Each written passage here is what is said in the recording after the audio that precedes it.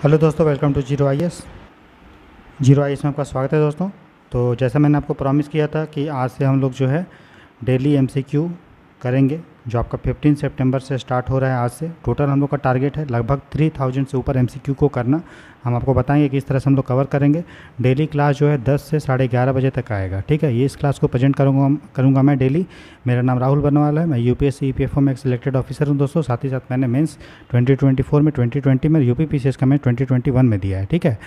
तो स्टार्ट करते हैं आज का क्लास। इस एमसीक्यू कोर्स के द्वारा पूरा आपको सिलेबस कवर करवाया जाएगा। याद रखिए, जो क्वेश्चन का लेवल है वो हमने टफ बनाया है, ठीक है।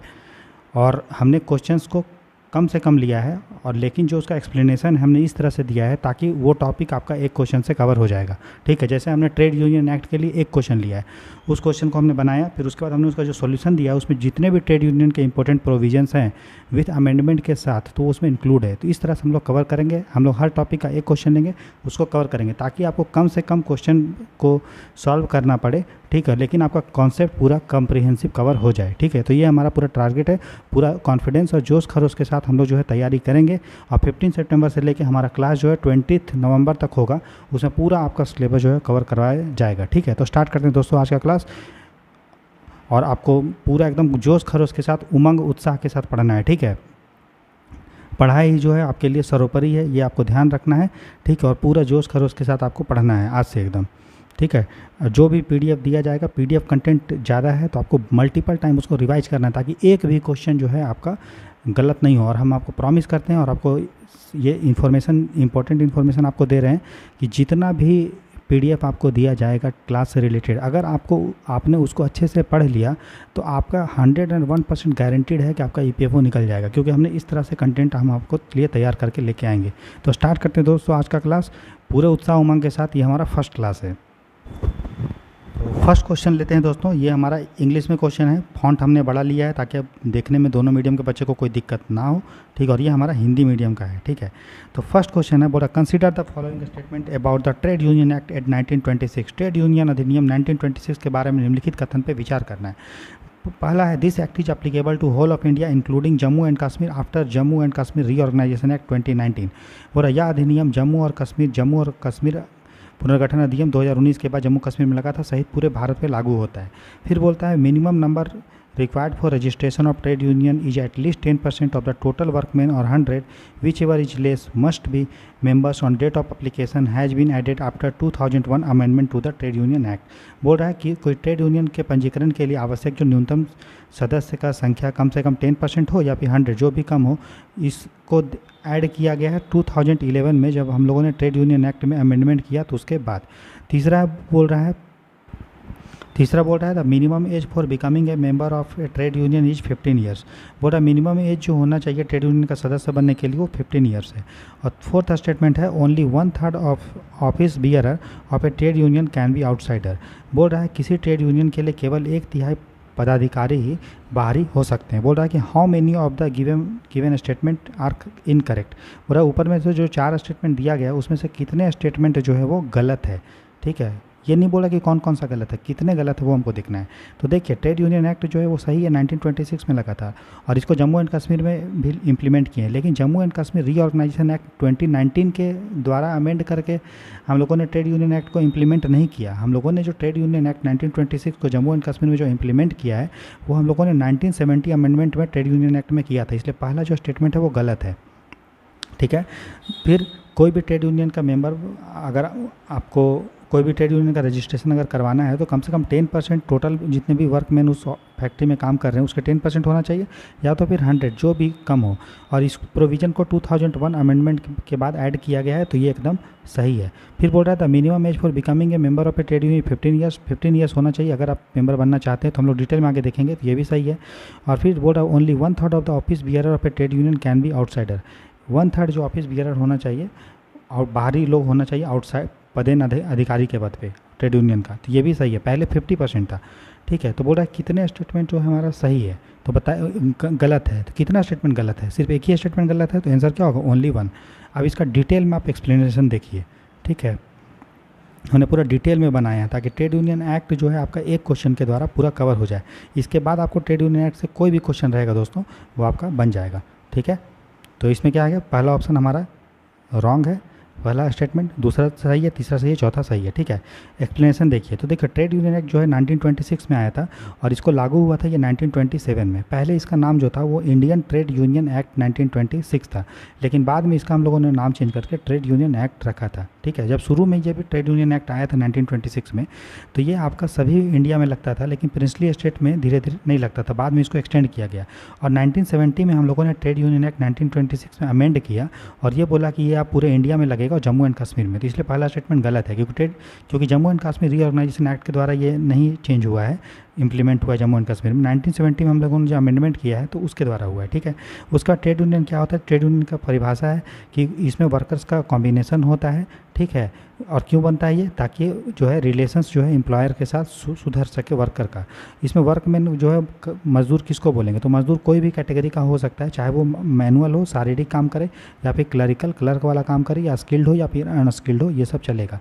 फिर रजिस्ट्रार, ट्रेड यूनियन का रजिस्ट्रेशन करने के लिए रजिस्ट्रार का अपॉइंटमेंट किया जाता है। तो कौन करता है? तो अप्रोप्रिएट गवर्नमेंट करता है, उपयुक्त सरकार। उपयुक्त सरकार का क्या मतलब है? तो अगर मान लो फैक्ट्री रेलवे से रिलेटेड है, ठीक है, या फिर माइन से रिलेटेड है, या मेजर पोर्ट या सेंट्रल गवर्नमेंट का जो हमारा कंपनी है उससे रिलेटेड है, तो उसके लिए अप्रोप्रिएट गवर्नमेंट जो होगा वो सेंट्रल गवर्नमेंट होगा। मतलब उसे ट्रेड यूनियन से रिलेटेड अगर इन मामलों में अगर ट्रेड यूनियन से रिलेटेड कोई कानून बनाना है तो उसके लिए अप्रोप्रिएट गवर्नमेंट जो है वो केंद्र सरकार है और बाकी चीज़ों के लिए वो स्टेट गवर्नमेंट है। ठीक है, तो जो ट्रेड यूनियन के तहत जो रजिस्ट्रार का अपॉइंटमेंट अप्रोप्रिएट गवर्नमेंट के उपयुक्त सरकार के द्वारा किया जाता है, तो उसका पावर क्या है? तो वो ट्रेड यूनियन का क्या कर सकता है? उसको पंजीकरण कर सकता है, रजिस्ट्रेशन कर सकता है। ठीक है, या फिर उसको अपंजीकरण भी कर सकता है। इसके बाद ट्रेड यूनियन जो अपना रिटर्न होता होगा, कितना वो पैसा कमा रहा है, वो उसको अधिकार है देखने का। फिर कोई भी दस्तावेज जो है उसको निरीक्षण करने का है। यहाँ तक कि ट्रेड यूनियन का रजिस्ट्रेशन को वो कैंसिल भी कर सकता है। कब कर सकता है? तो मान लीजिए ट्रेड यूनियन ने रजिस्ट्रेशन लिया लेकिन धोखाधड़ी तरीके से लिया, गलत इन्फॉर्मेशन दिया, ठीक है, या फिर कुछ समय के लिए लिया, तो उसके बाद उसका रजिस्ट्रेशन का पावर जो है ये ख़त्म कर सकता है। ठीक है, अगर किसी भी ट्रेड यूनियन को रजिस्ट्रेशन होना है तो मिनिमम नंबर जो होने चाहिए वो 7 या उससे अधिक होना चाहिए। ये 1926 से ये प्रोविज़न डाला गया है, लेकिन 2001 में हम लोगों ने ट्रेड यूनियन एक्ट में चेंज किया और बोला कि जितने भी वर्कमैन है उसका 10% कम से कम होना चाहिए, 100 होना चाहिए, जो दोनों में से कम हो। ठीक है, और जब एप्लीकेशन हो तो ये लोगों का उसमें सिग्नेचर ये सब होना चाहिए। ठीक है, और उस एप्लीकेशन में, उस आवेदन में, ठीक है, रजिस्ट्रेशन के समय जब हम ट्रेड यूनियन का आवेदन कर रहे हैं तो उस आवेदन में, उस एप्लीकेशन में नाम होना चाहिए ट्रेड यूनियन का, क्या आप नाम रखना चाहते हैं, क्या उसका ऑब्जेक्टिव उद्देश्य क्या है, क्या रूल्स रेगुलेशन वो फॉलो करेगा, कि ट्रेड यूनियन का एड्रेस क्या होगा। ठीक है, और बाकी जो ऑफिस बियर है, जो पदेन अधिकारी है उसका नाम क्या होगा।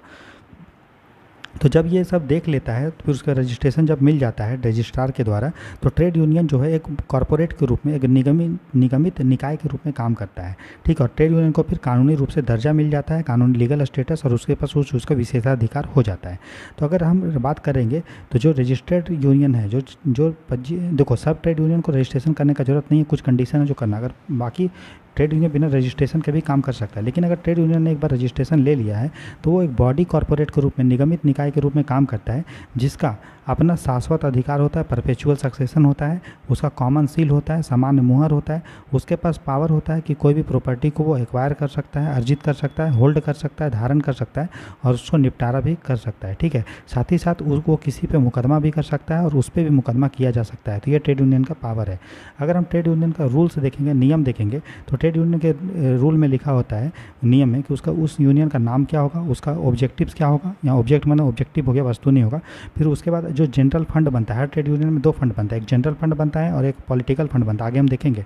तो जनरल जो फंड बनेगा उसका उद्देश्य क्या होगा, फिर कौन इसके मेंबर बन सकते हैं, ठीक है, फिर किस तरह से जो पदेन अधिकारी हैं, हमारा अधिकारी हैं ट्रेड यूनियन के, उसका कैसे उनका इलेक्शंस होगा, कैसे उनको हटाएंगे। ठीक है, फिर जो फंड ट्रेड यूनियन के अंदर में होगा उसका सेफ्टी किसके हाथ में, कस्टडी किसके हाथ, अभिरक्षा किसके हाथ में होगा, किस तरह से उसके खातों का पुनर्परीक्षण होगा, ऑडिटिंग होगा। उसके बाद जो इसके मेंबर्स हैं वो किस तरह से जो ट्रेड यूनियन का एक्ट है, उसका एक्ट के अंदर जो यूनियन बना उसका कैसे इंस्पेक्शन कर सकते हैं। ट्रेड यूनियन एक्ट के अंदर में 2 फंड जो है वो रहता है, एक होता है सामान्य निधि। जनरल जो फंड होता है उसका क्या, उससे क्या किया जा सकता है, तो इसमें ट्रेड यूनियन के जनरल फंड में ये पैसा लिया जाता है, किससे पैसा लिया, उसके मेंबर से लिया जाएगा, और जो भी पैसा लिया जाएगा उस पैसा का प्रयोग जो है किसके इस्तेमाल के लिए किया जाएगा। तो जो अधिकारी हैं ट्रेड यूनियन के पदाधिकारी, उसका वेतन भत्ता देना है, या फिर कोई भी प्रशासनिक खर्चा अगर है ट्रेड यूनियन का, कुछ खरीदना है प्रशासन से रिलेटेड, या फिर अगर ट्रेड यूनियन का कोई विवाद हो गया तो उसके लिए कानूनी जो कार्रवाई में पैसा खर्च होगा, या फिर अगर मान लो कोई डिस्प्यूट्स हुआ उसके कारण मेंबर जो ट्रेड यूनियन के मेंबर्स उसको कोई लॉस हुआ तो उसको मुआवजा दिया जाएगा। और इसके अलावा ट्रेड यूनियन का जो एजुकेशनल सोशल एक्टिविटी, उनको कुछ स्वास्थ्य का कल्याण करना है, अगर मान लो ट्रेड यूनियन के बहुत सारे मेंबर्स हैं तो उनको मान लो एजुकेशन सर्विस उनको देना है या उसके बच्चा को पढ़ाना लिखाना वेलफेयर करना, तो ये इस फंड से होगा। ठीक है। पहले जो क्या होता था, इसके पहले 1928 में भी एक बार अमेंडमेंट किया गया और बोला गया कि अलग से हम लोग पॉलिटिकल फंड भी बनाया जाएगा ट्रेड यूनियन में। ठीक है। तो जो पॉलिटिकल फंड बनाएगा वो 1928 में जब अमेंडमेंट हुआ तब बना। ठीक है। और देखो जो हमारा जनरल फंड होगा, इसमें अगर मेंबर अगर हैं आप तो ट्रेड यूनियन के, तो आपको जनरल फंड में पैसा डालना पड़ेगा राजनीति, ठीक है, सामान्य कोष में। लेकिन जो पॉलिटिकल फंड बनता है ट्रेड यूनियन जो बनाता है, वो उसमें आपको पैसा देना है नहीं देना वो आपकी इच्छा पे, स्वेच्छा पे डिपेंड करता है, वॉलंटरी है, वो कंपलसरी नहीं है। ठीक है। और अगर आप मान लीजिए इस फंड में पैसा नहीं डाल रहे हैं तो इसका मतलब ये नहीं है कि आपको सदस्यता नहीं मिलेगा। तो सदस्यता की शर्त ये नहीं हो सकता कौन, पॉलिटिकल फंड में अगर आप पैसा डाल रहे हैं। अगर फिर पॉलिटिकल फंड का पैसा किस में यूज होगा, तो जो भी कैंडिडेट अगर हैं ट्रेड यूनियन के, अगर कैंडिडेट हैं वो अगर लेजिस्लेचर या लोकल बॉडी का इलेक्शन अगर लड़ना चाहते हैं तो उन खर्चों के लिए दिया जाएगा। अगर कोई पॉलिटिकल मीटिंग हो रहा है तो उसके लिए होगा। फिर अगर मान लो पॉलिटिकल लिटरेचर, राजनीतिक साहित्य अगर वितरण करना है तो उसके लिए हमारा होगा। अगर हम देखें कि ट्रेड यूनियन को क्या क्या अधिकार और क्या क्या उसको इम्यूनिटी, प्रतिरक्षा दिया गया है, राइट्स एंड इम्यूनिटी, तो इसको इम्यूनिटी है फ्रॉम सिविल सूट्स, सिविल मुकदमों पर इसको उन्मुक्ति है, इसको मतलब प्रतिरक्षा किया गया है। क्या किया गया है कि कोई भी जो ऑफिस बियरर होगा या कोई भी यूनियन होगा, ठीक है, कोई भी ऑफिस बियर होगा या कोई भी यूनियन होगा, अगर मान लो कोई ट्रेड डिस्प्यूट से रिलेटेड कोई भी विवाद होता है और अगर वो शांतिपूर्ण तरीक़ा से अगर कोई काम कर रहा है तो उस पर कोई भी जो है उसका सिविल केस उस पर नहीं चलेगा, मतलब कोई भी फाइन वाइन नहीं लगेगा। और उसको क्रिमिनल कॉन्स्पिरेसी से, आपराधिक षड्यंत्र से भी उसको सुरक्षा दिया हुआ है। क्या दिया हुआ है, जब मान लो 2 या 2 से अधिक मेंबर जो है वो ट्रेड डिस्प्यूट को सॉल्व करते हैं, उनके बीच में एग्रीमेंट होता है। ठीक है। और इस तरह से एग्रीमेंट होता है कि सेक्शन 120B जो आईपीसी का है उसके तहत वो पनिशेबल नहीं होते, मतलब शांतिपूर्ण तरीक़ा से होते हैं। तो ये जो डिस्प्यूट का विवाद है अगर वो कर रहे हैं, ठीक है, तो उस पर कोई भी क्रिमिनल जो है कॉन्स्पिरेसी उस पर नहीं चलेगा। ठीक है। उसी तरह से जो ट्रेड यूनियन के मेंबर हैं, जो ऑफिस बियरर है, उसको अधिकार है कि जो ट्रेड यूनियन से रिलेटेड जो हमारा बही खाता है, बुक्स है, अकाउंट्स है, उसको निरीक्षण कर सकता है। अगर हम ट्रेड यूनियन का ऑफिस बियरर के बारे में देखेंगे तो इसका जो एलिजिबिलिटी कौन होना चाहिए, इसका एलिजिबिलिटी होना चाहिए सबसे पहले इसका एज आपको 18 साल या उससे अधिक है, तभी आप ट्रेड यूनियन के जो ऑफिस बियरर हैं, जो अधिक पदाधिकारी, वो बन सकते हैं। ठीक है। लेकिन अगर मान लीजिए कोई व्यक्ति अगर कोई ऐसा केस में कन्विक्ट हुआ है मोरल टर्पिट्यूड में, मतलब नैतिक अधमता से जुड़े केस में अगर वो अपराधी पाया गया है, तो जब वो अपना सज़ा काट लेगा तो उसके 5 साल तक, जेल से छूटने के 5 साल तक जो है वो आपका ट्रेड यूनियन का ऑफिस बियरर जो है अधिकारी नहीं बन सकता है। तो ये जो प्रावधान है 2001 में इसको ऐड किया गया था। ठीक है। अगर ट्रेड यूनियन का अगर हम ऑफिस बियरर देखें तो कितना जो है पदेन अधिकारी हो सकता है। ठीक है। तो ये पहले क्या था कि पहले ये बोला गया था कि जितने भी पदेन अधिकारी होंगे उसका 50% जो है वो आपका उसी इंडस्ट्री के मेंबर्स होने चाहिए। ठीक है। सिंपल, उसी इंडस्ट्री से रिलेटेड होना चाहिए। ठीक है। और आउटसाइडर लोग तो अलाउ थे कि जो इंडस्ट्री से रिलेटेड नहीं है वो भी ट्रेड यूनियन के आपका ऑफिस बियरर बन सकते हैं, लेकिन उसमें रेस्ट्रिक्शंस है। पहले ये था कि 50% आउटसाइडर हो सकते हैं, मतलब बाहरी लोग 50% जो है ऑफिस बियरर 50% हो सकते हैं ट्रेड यूनियन में। ठीक है। पदेन अधिकारी जो ऑफिस से फैक्ट्री से रिलेटेड नहीं है। लेकिन 2001 में अमेंडमेंट किया गया और बोला गया कि नहीं, केवल 1/3 मेंबर जो है वो बाहर हो सकते हैं। तो ये इसलिए यह स्टेटमेंट हमने दिया था, तो ये हमारा सही है। उसके बाद देखिए ट्रेड यूनियन का जो हमारा पंजीकरण है वो कैसे कैंसिलेशन हो जाएगा। तो जो रजिस्ट्रार है उसके पास पावर है कि पंजीकरण को वो कैंसिल कर सकता है। कैसे, अगर मान लीजिए आपने रजिस्ट्रेशन जो है धोखाधड़ी या गलती से लिया हो, या फिर यूनियन जो है वो काम करना बंद कर दिया हो, या फिर अगर आपने ट्रेड यूनियन के कोई प्रावधान को, प्रोविजंस को कॉन्ट्रावेंशन मतलब उल्लंघन किया हो, या फिर जितना मेंबर होने चाहिए अगर उससे आपका कम संख्या है, तो आपको जो है इसमें 7 मेंबर हमेशा, ट्रेड यूनियन में 7 मेंबर हमेशा होना चाहिए। अगर नहीं रहेगा तो फिर निकल जाएगा।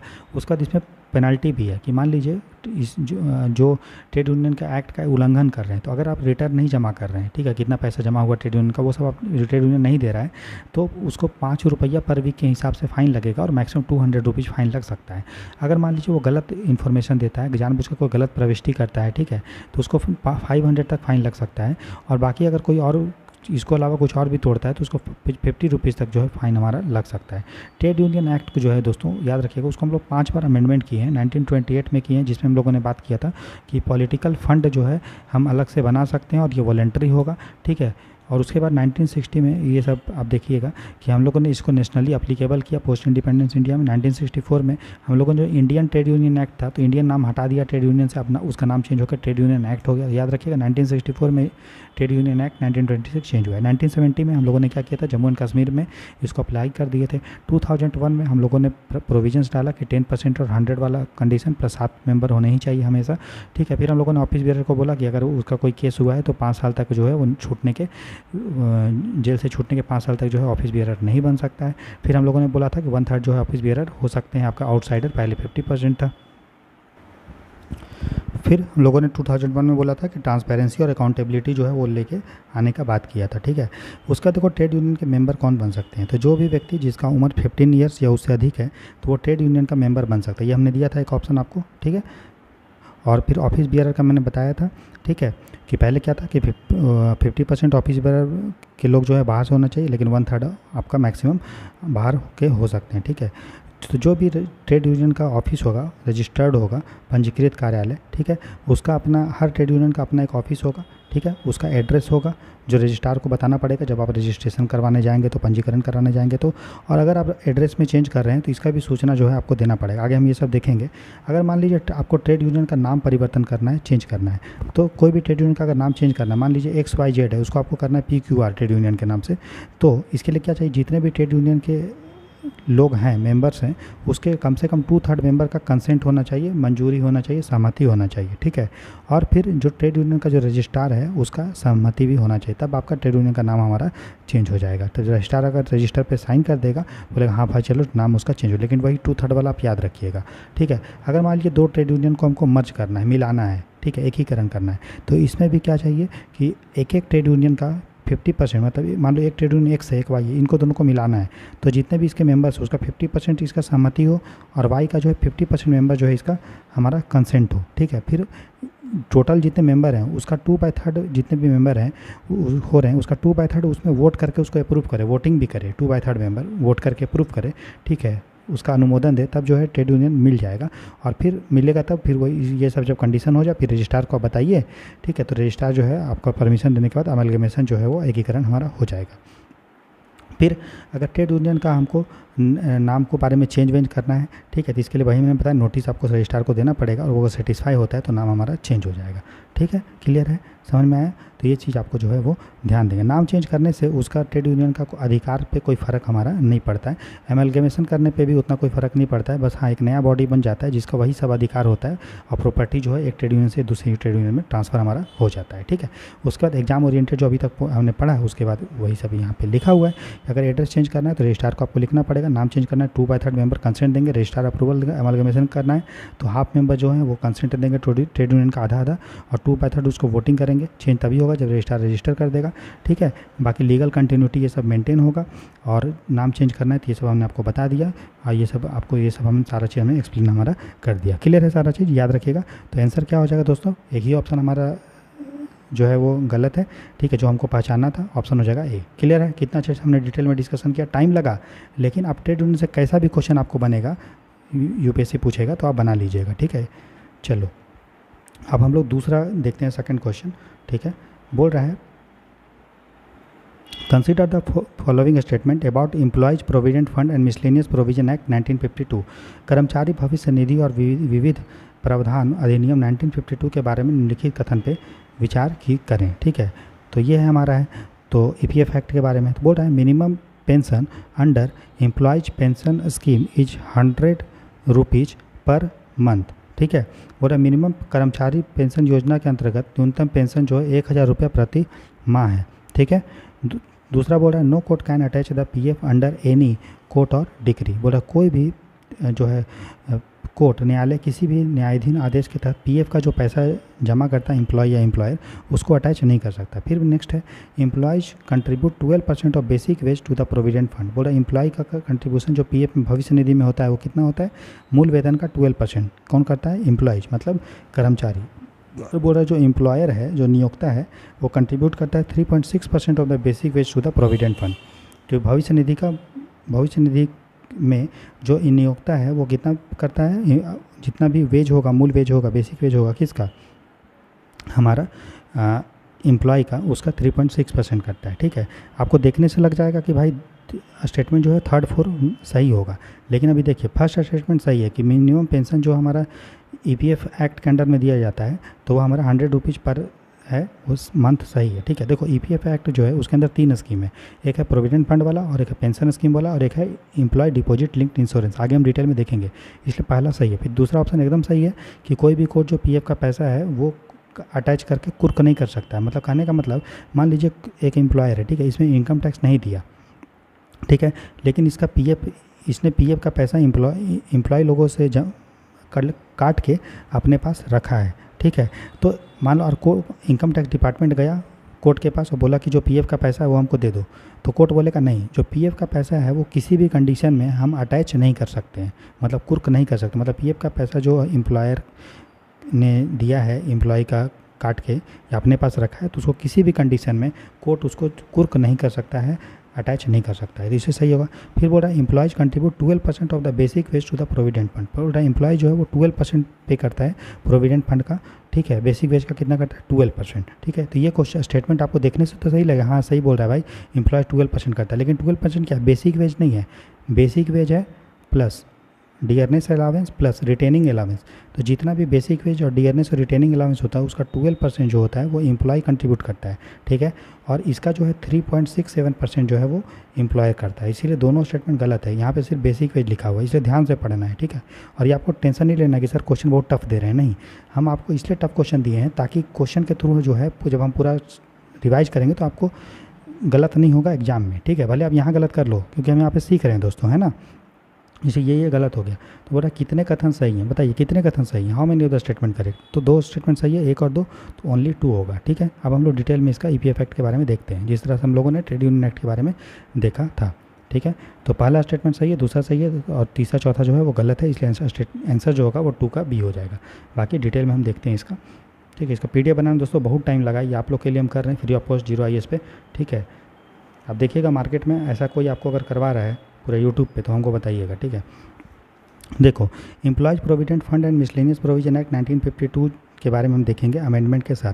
तो इस एक्ट में दोस्तों 3 चीज़ों के बारे में बात की गई थी कि भविष्य निधि के बारे में बात किया गया था, पेंशन निधि के बारे में। भविष्य निधि मतलब जो आपको फ्यूचर में मिलेगा और बीच बीच में आप निकाल सकते हैं। पेंशन मतलब आपको 60 ईयर्स के बाद मिलेगा, बीच में भी निकाल सकते हो 50 के बाद, लेकिन कुछ कंडीशन है।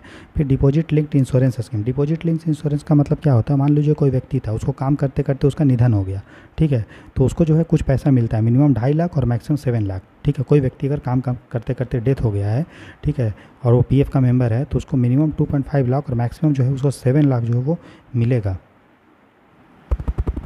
ठीक है, अब उसके बाद सेंट्रल गवर्नमेंट जो है उसके पास पावर है कि इस एक्ट के अंडर में जो है वो स्कीम को लेके आ सकता है। तो सेंट्रल गवर्नमेंट के पास पावर है कि इस एक्ट के अंडर में कोई अगर स्कीम लेके आना, योजना लेके आना है तो लेके आ सकता है। ठीक है, ये जो स्कीम है पूरे भारत में अप्लीकेबल होता है और किस किस फैक्ट्री पे ये लगेगा, तो वैसे इस्टेब्लिशमेंट जहाँ पे 20 या 20 से अधिक वर्कर काम कर रहे हैं, ठीक है, तो उस पर ये लगेगा, लेकिन वर्कर का सैलरी जो है वो 15,000 से कम होना चाहिए। ठीक है, और कोई भी नोटिफाइड इस्टेब्लिशमेंट में भारत सरकार जो है कुछ इस्टेब्लिशमेंट को नोटिफाई करके जो है उस पर लगा सकता है, भले ही वहाँ पे नंबर ऑफ़ एम्प्लॉय 20 से कम क्यों ना हो।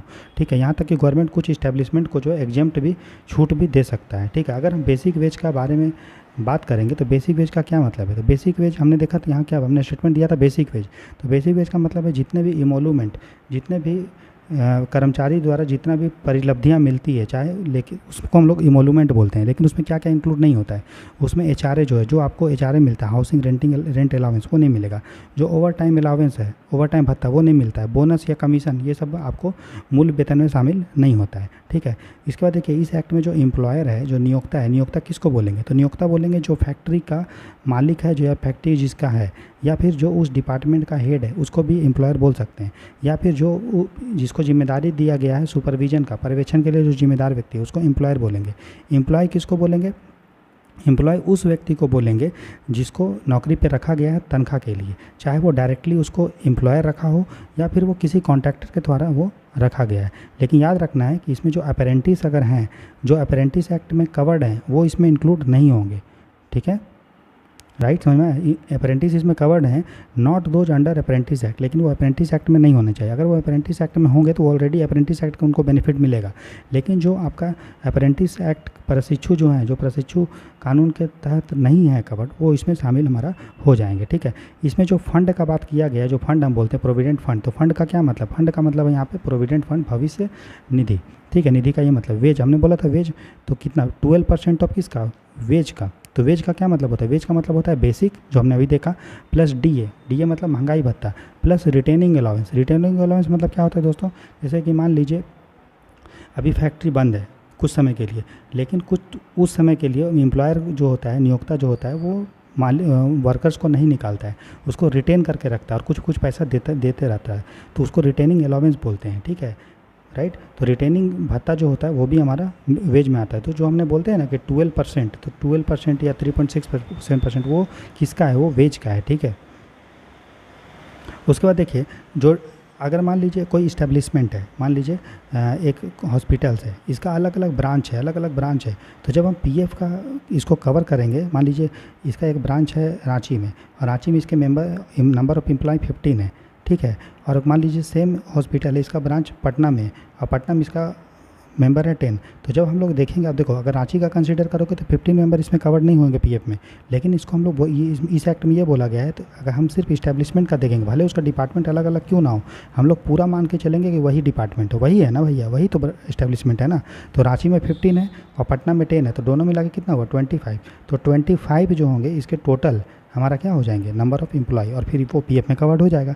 तो वही बोल रहा है कि अगर एक इस्टेब्लिशमेंट अगर है, एक ही प्रतिष्ठान में अगर विभिन्न विभिन्न डिपार्टमेंट है, शाखाएँ हैं, तो उसको एक इस्टेब्लिशमेंट जैसा, एक प्रतिष्ठान जैसा मान के हम लोग आगे कंसिडर करेंगे। ठीक है, उसका देखो केंद्र सरकार क्या क्या योजना बनाई है इसके अंदर। तो केंद्र सरकार बनाई है प्रोविडेंट फंड स्कीम 1952, उसके बाद फैमिली पेंशन स्कीम बनाई थी 1971, उसको रिप्लेस कर दिया इसने एम्प्लॉयज़ पेंशन स्कीम 1995 से, और employee deposit linked insurance scheme, जमा लिंक्ड बीमा योजना बनाई इन्होंने 1976 में। इसमें कंपलसरी कंट्रीब्यूशन है, अगर वर्कर का सैलरी 15,000 से कम और 20 से अधिक वर्कर अगर वहाँ पे काम कर रहे हैं, तो कंपलसरी कंट्रीब्यूशन एम्प्लॉयर भी देता है और एम्प्लॉय दोनों कंट्रीब्यूशन देता है। तो कौन? ठीक है, तो कितना देता है? 12% of basic plus DA plus retaining allowance, मतलब जो वेज है basic plus DA plus retaining, उसका 12% देता है। ठीक है, राइट। कौन देता है? एम्प्लॉय, और एम्प्लॉयर जो देता है उसका कितना देता है? 3.67%। ठीक है, आगे हम देखेंगे डिटेल में। ठीक है, तो समझ में आ गया? तो किसका देता है? Basic plus DA plus retaining allowance. ठीक है, अब देखिए, तो जो भी पैसा कंट्रीब्यूट करता है, पीएफ का पैसा जाता है, वो किसके पास जाता है? तो उसी के पास जाता है जिसका आप तैयारी कर रहे हो। किसके पास?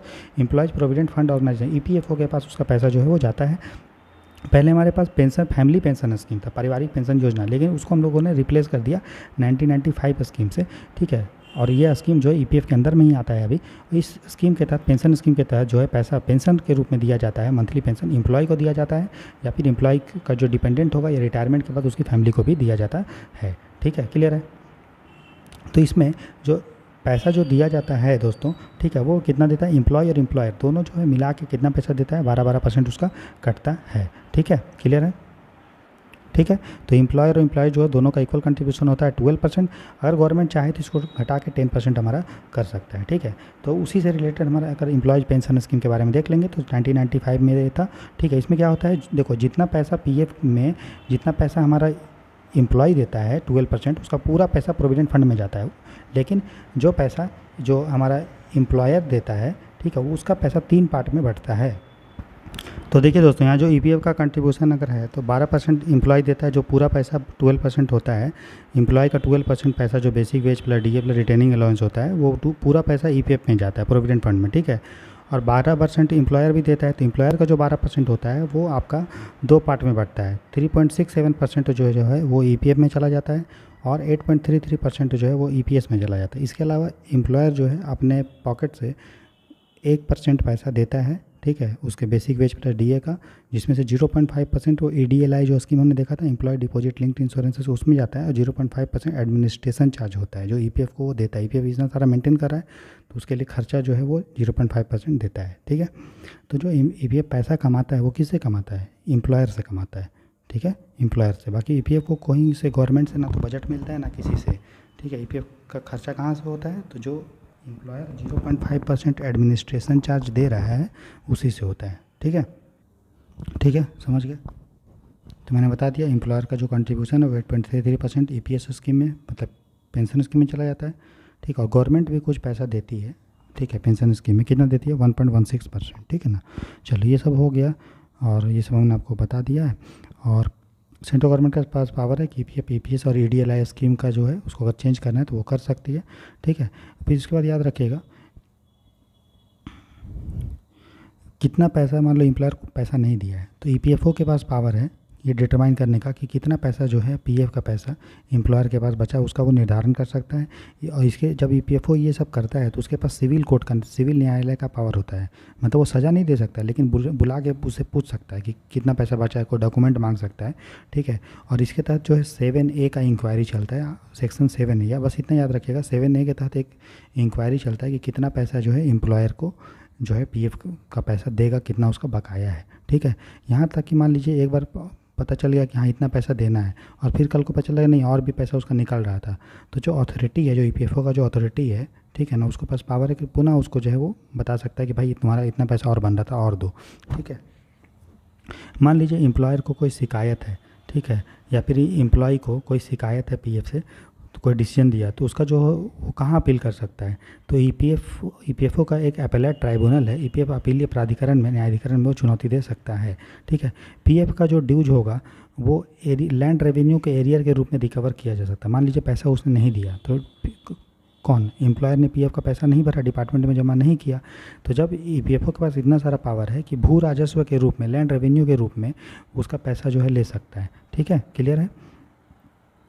उसके बाद उसे रिकवरी सर्टिफिकेट मतलब मान लीजिए उस एम्प्लॉयर का बहुत सारा पैसा अलग अलग जगह जमा होगा, बैंक में जमा किया होगा या फिर उसे ज़मीन खरीदा होगा, उसका गाड़ी होगा, तो EPFO के पास इतना सारा पावर है कि उसके प्रॉपर्टी को, अगर वो PF का पैसा नहीं जमा कर रहा है, ठीक है, तो उसके संपत्ति को अटैच कर सकता है, उसको अरेस्ट भी जो है करा सकता है। ठीक है, मतलब पुलिस को बोलेगा कि भाई उसको अरेस्ट कर लो क्योंकि उसने पैसा नहीं दिया है, तो अरेस्ट भी हो सकता है। ठीक है, अगर वो पैसा नहीं जमा करता है PF का पैसा तो उसको 3 साल तक का जो है इम्प्रिजनमेंट, कारावास हो सकता है, लेकिन EPFO उसको अरेस्ट नहीं करेगा, वो पुलिस अरेस्ट करेगी। ठीक है ना, पूरा प्रॉपर प्रक्रिया के द्वारा, उस पर फाइन भी लग सकता है। अगर वो अपना रिकॉर्ड मेंटेन नहीं करता है, मान लो कि PF का पैसा का डॉक्यूमेंट वो मेंटेन नहीं किया है, ठीक है, तो उस पर फाइन भी लगेगा। ठीक है, और फिर अगर वो कंट्रीब्यूशन नहीं दिया है, वही PF का पैसा अगर जमा नहीं किया है, पेंशन स्कीम का ये सारा चीज़, तो डैमेज लगता है। डैमेज मतलब उसको PF का पैसा तो वो देगा ही देगा, इसके अलावा कितना समय से वो पैसा नहीं दिया था, लेकिन भाई EPFO तो बोला था भाई देने के लिए तुमको पैसा, तुमने नहीं भरा, हर महीना के लगभग 10 तारीख तक पैसा उसको जमा करना होता है।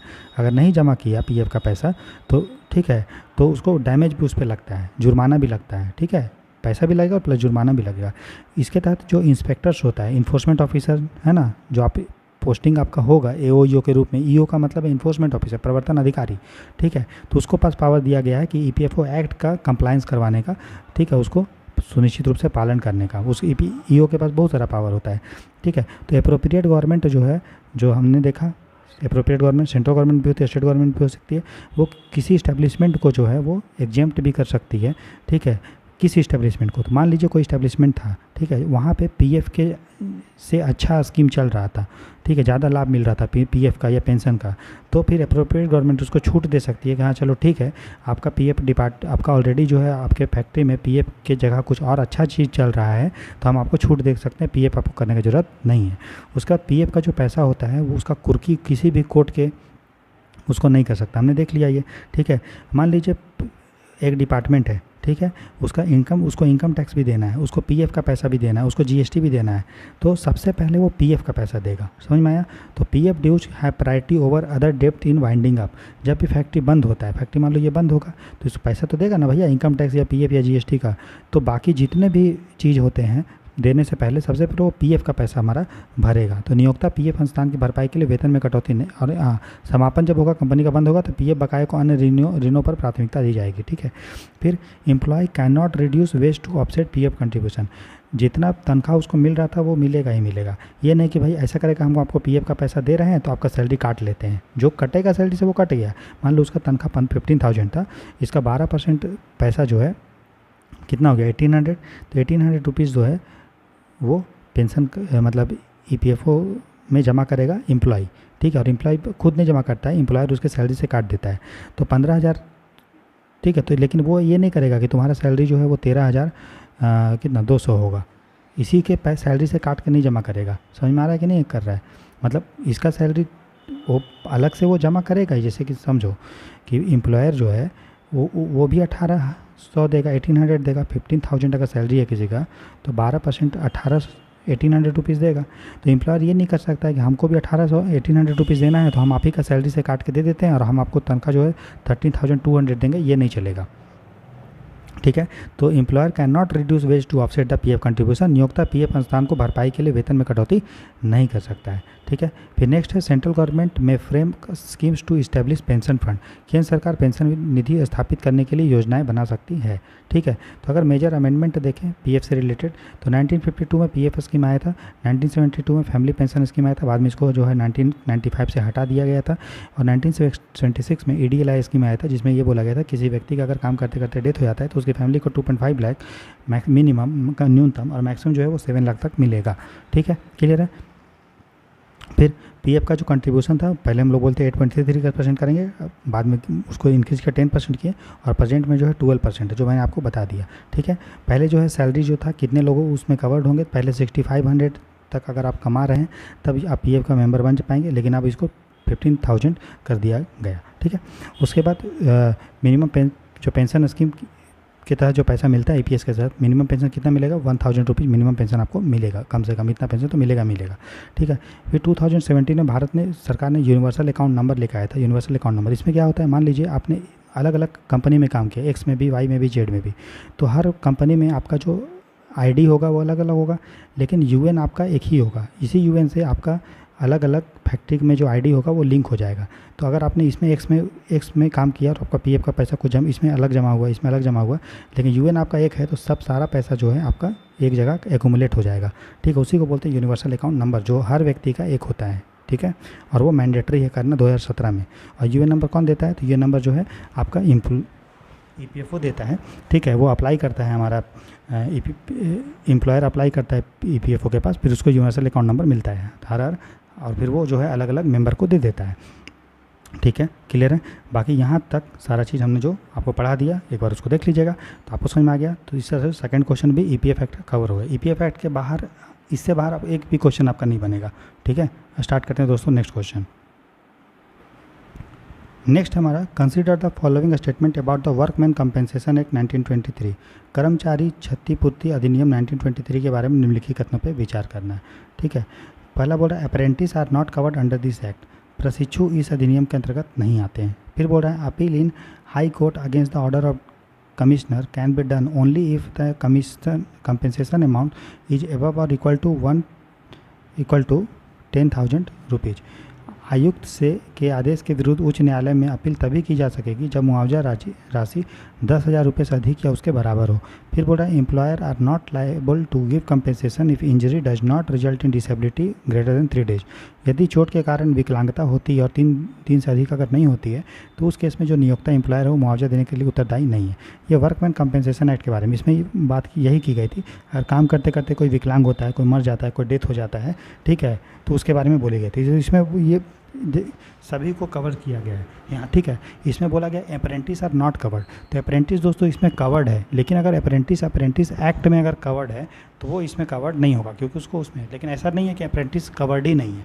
जो अप्रेंटिस एक्ट में कवर्ड है उसको नहीं कवर किया गया, बाकी को कवर है, तो इसलिए यह स्टेटमेंट गलत होगा।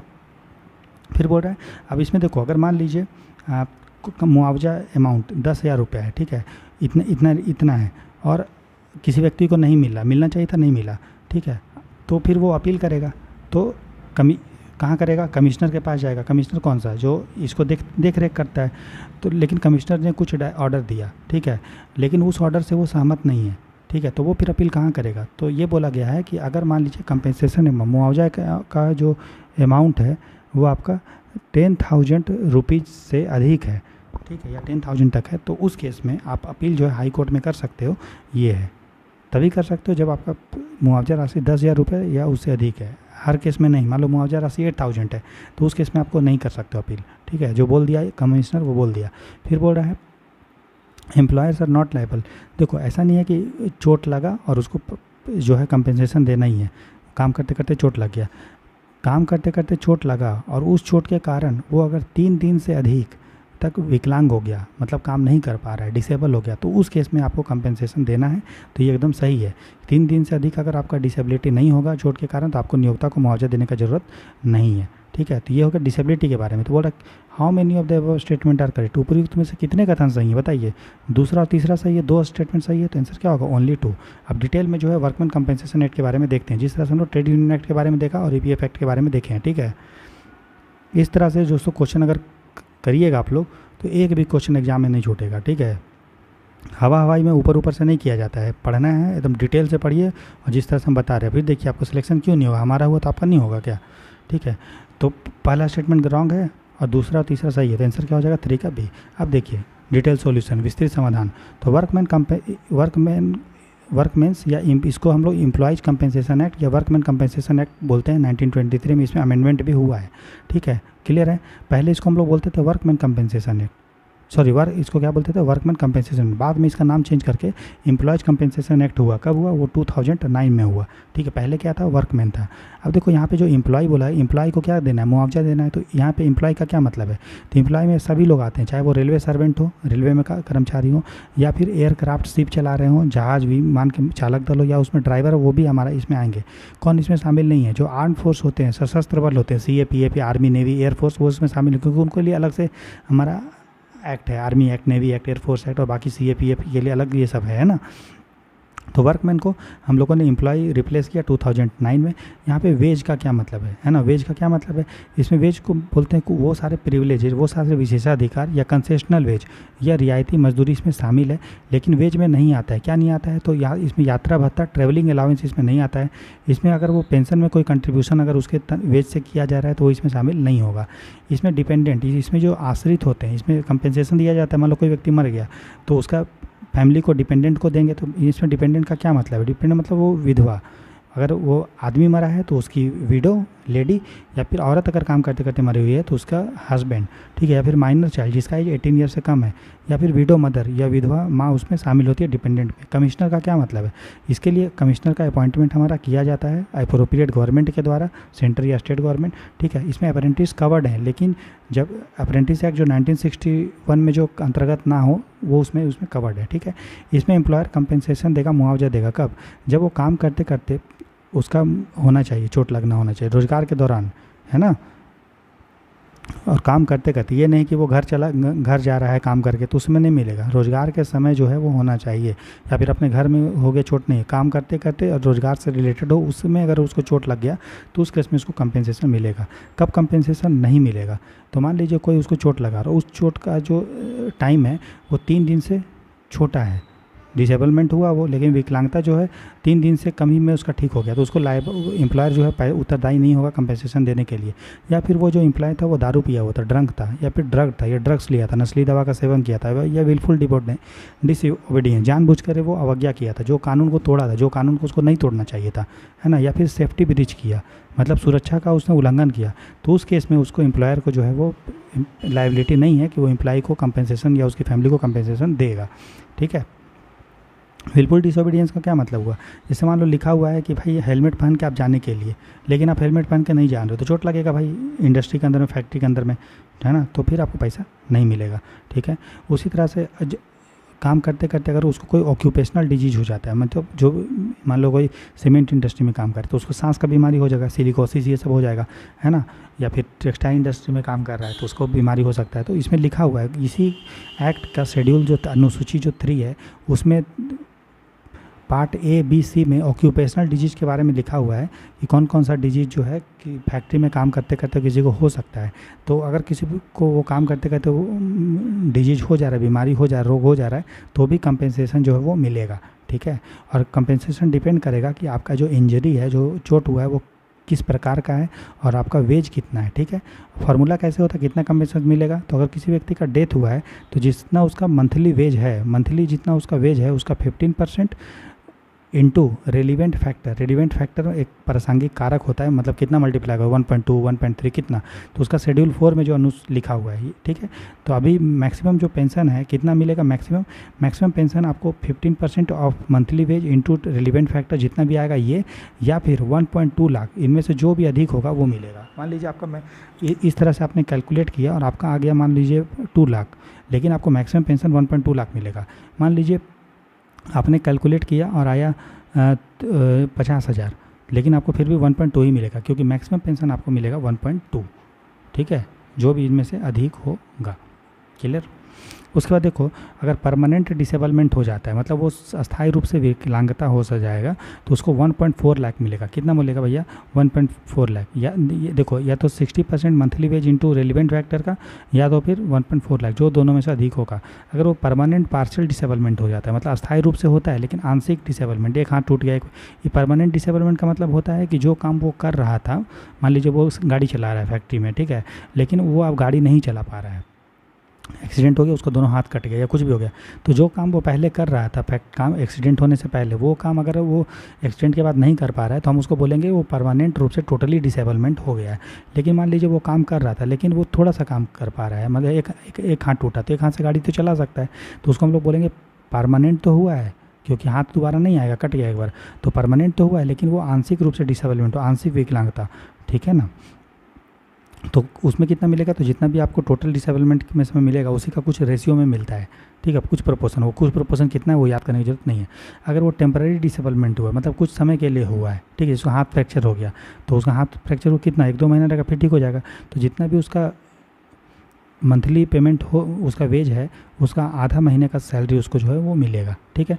अगर किसी व्यक्ति का डेथ हो गया काम करते करते, तो उसका अंतिम संस्कार के लिए उसको 5,000 तक मिलेगा उसकी फैमिली को।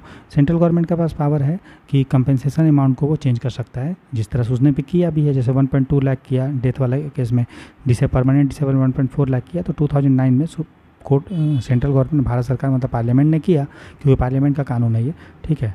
अब देखो कंपेंसेशन जो हमारा अमाउंट है, ठीक है ना, वो कब देना चाहिए, तो अगर कंपेंसेशन अमाउंट तब देना चाहिए जल्दी से जल्दी, जितना अधिक जल्दी हो सके मुआवजा उसको दे देना चाहिए। अगर देरी हुआ तो ठीक है, तो एम्प्लॉयर को मुआवजा तो देना ही पड़ेगा, साथ ही साथ उसको ब्याज भी और पेनाल्टी भी देना पड़ेगा। कितना पेनाल्टी, तो जितना मुआवजा होगा उसका 50% तक उस पर पेनाल्टी जुर्माना लग सकता है। अब उसका वेज जो है, मंथली वेज कैसे कैलकुलेट करोगे, तो वेज जो हम बोलते हैं इसका, हम जैसे हमने यहाँ पे लिया ना वेज, मंथली वेज, तो मंथली वेज का क्या मतलब है, मंथली वेज का मतलब है कि पिछले 12 महीने में जब चोट लगा उसके पिछले 12 महीने में जितना भी उसने पैसा कमाया उसको 12 से आप डिवाइड कर दीजिए, तो एवरेज निकल जाएगा। तो एवरेज मंथली वेज हम लोग ले रहे हैं, ठीक है। उसके बाद हाफ मंथली जो हम लोग लेते हैं, तो वो हाफ मंथली जो हम लोग ले रहे हैं, ठीक है ना, half monthly payment can be reviewed, varied और continue discount based on the medical report, ठीक है। मान लीजिए किसी व्यक्ति को हाफ मंथली पेमेंट मिल रहा है, मतलब आधा महीने का, तो और वो बीमार होने के कारण, तो उसके मेडिकल रिपोर्ट के आधार पर वो मिलेगा, वो इतना इंपॉर्टेंट नहीं है, ठीक है, राइट। तो उसके बाद है commutation of half monthly payment, अर्धमासिक भुगतान का सारांशीकरण देख लेते हैं, ठीक है। तो इसके लिए लमसम पेमेंट आपको मिलेगा कमिश्नर के अप्रूवल से, हाफ मंथली मतलब आधा महीने का पेमेंट, लेकिन कमिश्नर का अप्रूवल होना चाहिए। और जो भी हाफ मंथली का पेमेंट होगा वो जमा कहाँ करेगा, कंपेंसेशन के रूप में, मुआवजा के रूप में, मतलब किसके पास जमा करेगा पैसा, वो जमा करेगा कमिश्नर के पास, आयुक्त के पास, जो हमारा वर्कमैन कमिश्नर होते हैं उसके पास, है ना। और कमिश्नर इंश्योर करेगा कि अब मान लीजिए मर गया ना, तो मर गया, तो कोई व्यक्ति मर गया काम करते करते, उसका पैसा किसके पास जाएगा, तो उसका पैसा जो एम्प्लॉयर है, जो हमारा नियोक्ता है, वो जमा करेगा कमिश्नर के पास। और कमिश्नर जो है उसकी जिम्मेदारी है कि जो डिपेंडेंट हैं उसकी फैमिली में जो आश्रित हैं उस व्यक्ति पे थे, उसको पैसा देने का, ठीक है।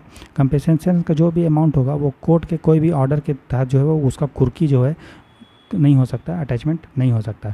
कभी भी मान लीजिए एक्सीडेंट हो गया फैक्ट्री में, तो उसका सूचना जो है लिखित रूप में एम्प्लॉयर जो है वो देगा किसको, कमिश्नर को, ठीक है। यहाँ पे कमिश्नर मतलब डिस्ट्रिक्ट कमिश्नर नहीं है, ठीक है ना, वर्कमैन कमिश्नर है, ठीक है, राइट। उसके बाद जब भी मान लो कोई एक्सीडेंट हो गया या फिर कोई ऑक्यूपेशनल डिजीज़ हो गया, वैसाखी बीमारी हो गया, उसको 2 साल के अंदर, मान लो कोई व्यक्ति बोला कि हमको एक्सीडेंट हो गया या फिर उसको बीमारी हो गया, तो जब भी वो बोला है तो उसके 2 साल के अंदर उसका जो हमारा दावा है उसको निपटारा कर देना चाहिए किसके, एम्प्लॉयर के द्वारा, ठीक है। और कमिश्नर के पास पावर है कि वो एम्प्लॉयर को बोल सकता है कि आप कोई भी एक्सीडेंट हुआ है तो उसके बारे में आप हमको बताइए। एम्प्लॉयर जो है एम्प्लॉय को बोल सकता है, इंजर्ड पर्सन को, मान लो उसको चोट वोट लगा है किसी को, तो वो बोल सकता है कि जाके जो है परीक्षण कराइए, मेडिकल एग्जाम करवाइए। जो प्रिंसिपल एम्प्लॉयर है, जो मुख्य नियोक्ता है, देखो एक फैक्ट्री में मान लीजिए बहुत सारे कॉन्ट्रैक्टर हैं, ठीक है, जो अलग अलग मान लो ये फैक्ट्री में ये व्यक्ति मेन एम्प्लॉयर है, इसके अंदर में बहुत सारे कॉन्ट्रैक्टर हैं, ठीक है, बहुत सारे, और ये कॉन्ट्रैक्टर के अंडर में आप काम कर रहे हो। तो ये जो व्यक्ति आप काम कर रहे हो, आप इसके अंडर में भले काम कर रहे हो, लेकिन मेन आप इसके अंडर में हो। इसको बोलते हैं प्रिंसिपल एम्प्लॉयर, ठीक है, मुख्य नियोक्ता। तो मुख्य नियोक्ता के पास को जिम्मेदारी है कि वो कंपेंसेशन देने कॉन्ट्रैक्टर के वर्कर का। मान लो कोई एक व्यक्ति एक कॉन्ट्रैक्टर के अंदर में काम कर रहा है, तो उसको चोट लग गया, तो कॉन्ट्रैक्टर की जिम्मेदारी नहीं है कि उसको पैसा मुआवजा देना, ये जिम्मेदारी जो है मुख्य नियोक्ता की है, एम्प्लॉयर प्रिंसिपल एम्प्लॉयर की है, वो जो है मुआवजा देगा, ठीक है। एम्प्लॉयर जो है वो कॉन्ट्रैक्टर अब जितना मुआवजा दिया, ठीक है, वो तो एम्प्लॉयर प्रिंसिपल एम्प्लॉयर देगा, लेकिन एम्प्लॉयर जो है जो भी मुआवजा दिया, कंपेंसेशन दिया किसको, जो कॉन्ट्रैक्टर के अंदर जो काम कर रहे थे, तो कॉन्ट्रैक्टर को वो पैसा देगा, पेमेंट करेगा ना। कॉन्ट्रैक्टर जैसे एक व्यक्ति है ए, ये बहुत सारे व्यक्ति को काम पे कॉन्ट्रैक्टर है, और ये कॉन्ट्रैक्टर काम पे रखा, इसको जो तनख्वाह मिल रहा है वो तनख्वाह कौन दे रहा है, ये कॉन्ट्रैक्टर इसको देगा तनख्वाह, लेकिन ये कॉन्ट्रैक्टर इसके अंडर में काम कर रहा है ना, तो इसको ये पैसा देगा, सैलरी देगा। तो कॉन्ट्रैक्टर जब प्रिंसिपल एम्प्लॉयर इसको सैलरी देगा, तो फिर ये अगर मान लीजिए प्रिंसिपल एम्प्लॉयर ने इसको पैसा दे दिया, कंपेंसेशन मान लो दे दिया इन लोग को, ठीक है, तो जब इसको ये सैलरी देगा, तो जो इसने कंपेंसेशन दिया ना, इसका पैसा काट के वो दे सकता है, इसके पास अधिकार है, ठीक है। तो principal employer can recover from the contractor later, बाद में नियोक्ता जो है ठेकेदार से वसूल कर सकता है। कॉन्ट्रैक्टर मतलब ठेकेदार, ठीक है। फिर बोल रहा है if injury caused by third party, मान लो थर्ड पार्टी के कारण इंजरी हुआ, तो employee can claim either under this act or civil law, not both. मान लीजिए कोई व्यक्ति था, ये फैक्ट्री के अंदर में था, ये गाड़ी चला के, एक फैक्ट्री है, यहाँ पे एक व्यक्ति ए नाम का व्यक्ति काम कर रहा है, ये गाड़ी चला के जा रहा है, ठीक है, कोई व्यक्ति बाहर का व्यक्ति इसको एक्सीडेंट कर गया, इसको चोट लग गया, ठीक है, तो ये थर्ड पार्टी हुआ जो इसको चोट लगा, क्योंकि इसमें दो पार्टी कौन है, एक पार्टी ये है जो फैक्ट्री का मालिक, एक पार्टी ये है जो इसमें काम कर रहा है, और ये थर्ड पार्टी है जो फैक्ट्री से रिलेटेड नहीं है, ठीक है। तो ये जो जिसको चोट लगा है वो कंपेंसेशन या तो इस एक्ट के अंडर में मांग सकता है, ठीक है, या तो फिर कोई सिविल लॉ अगर होगा, है ना, सिविल कानून भी बना है जैसे मोटर व्हीकल एक्ट, तो उसके तहत भी मुआवजा उसको मिल सकता है, लेकिन दोनों का मुआवजा नहीं लेगा कि वर्कमैन कंपेंसेशन एक्ट का भी ले लेंगे और उसका भी ले लेंगे, ऐसा नहीं होगा। मान लीजिए एम्प्लॉयर जो है वो इंसॉल्वेंट हो गया, उसका दिवालिया हो गया, तो उस केस में तो पैसा तो नहीं दे पाएगा, तो जो इंश्योरेंस कंपनी है, तो अगर वो पॉलिसी लिया होगा, एम्प्लॉयर कोई पॉलिसी लिया होगा, ठीक है, तो एम्प्लॉयर उस पॉलिसी के तहत जो इंश्योरेंस कंपनी उसको पैसा देगी। फिर मान लीजिए कोई और भी एम्प्लॉयर को और भी पैसा देना है, पीएफ का या इधर उधर कोई भी पैसा, तो उसका कंपेंसेशन का पैसा वो पहले देगा, ठीक है ना, कंपेंसेशन का पैसा पहले देगा। आपके दिमाग में क्वेश्चन हो रहा होगा, सर अगर मान लीजिए पीएफ का भी पैसा देना है और कंपेंसेशन का भी, तो पैसा किसको देंगे, तो उतना निटिग्रिटी में जानने का जरूरत नहीं है, बस जो स्टेटमेंट है बस उतना याद रखिएगा, मुआवजा अन्य सभी ऋणों को अधिक प्राथमिकता वाला ऋण है, ठीक है।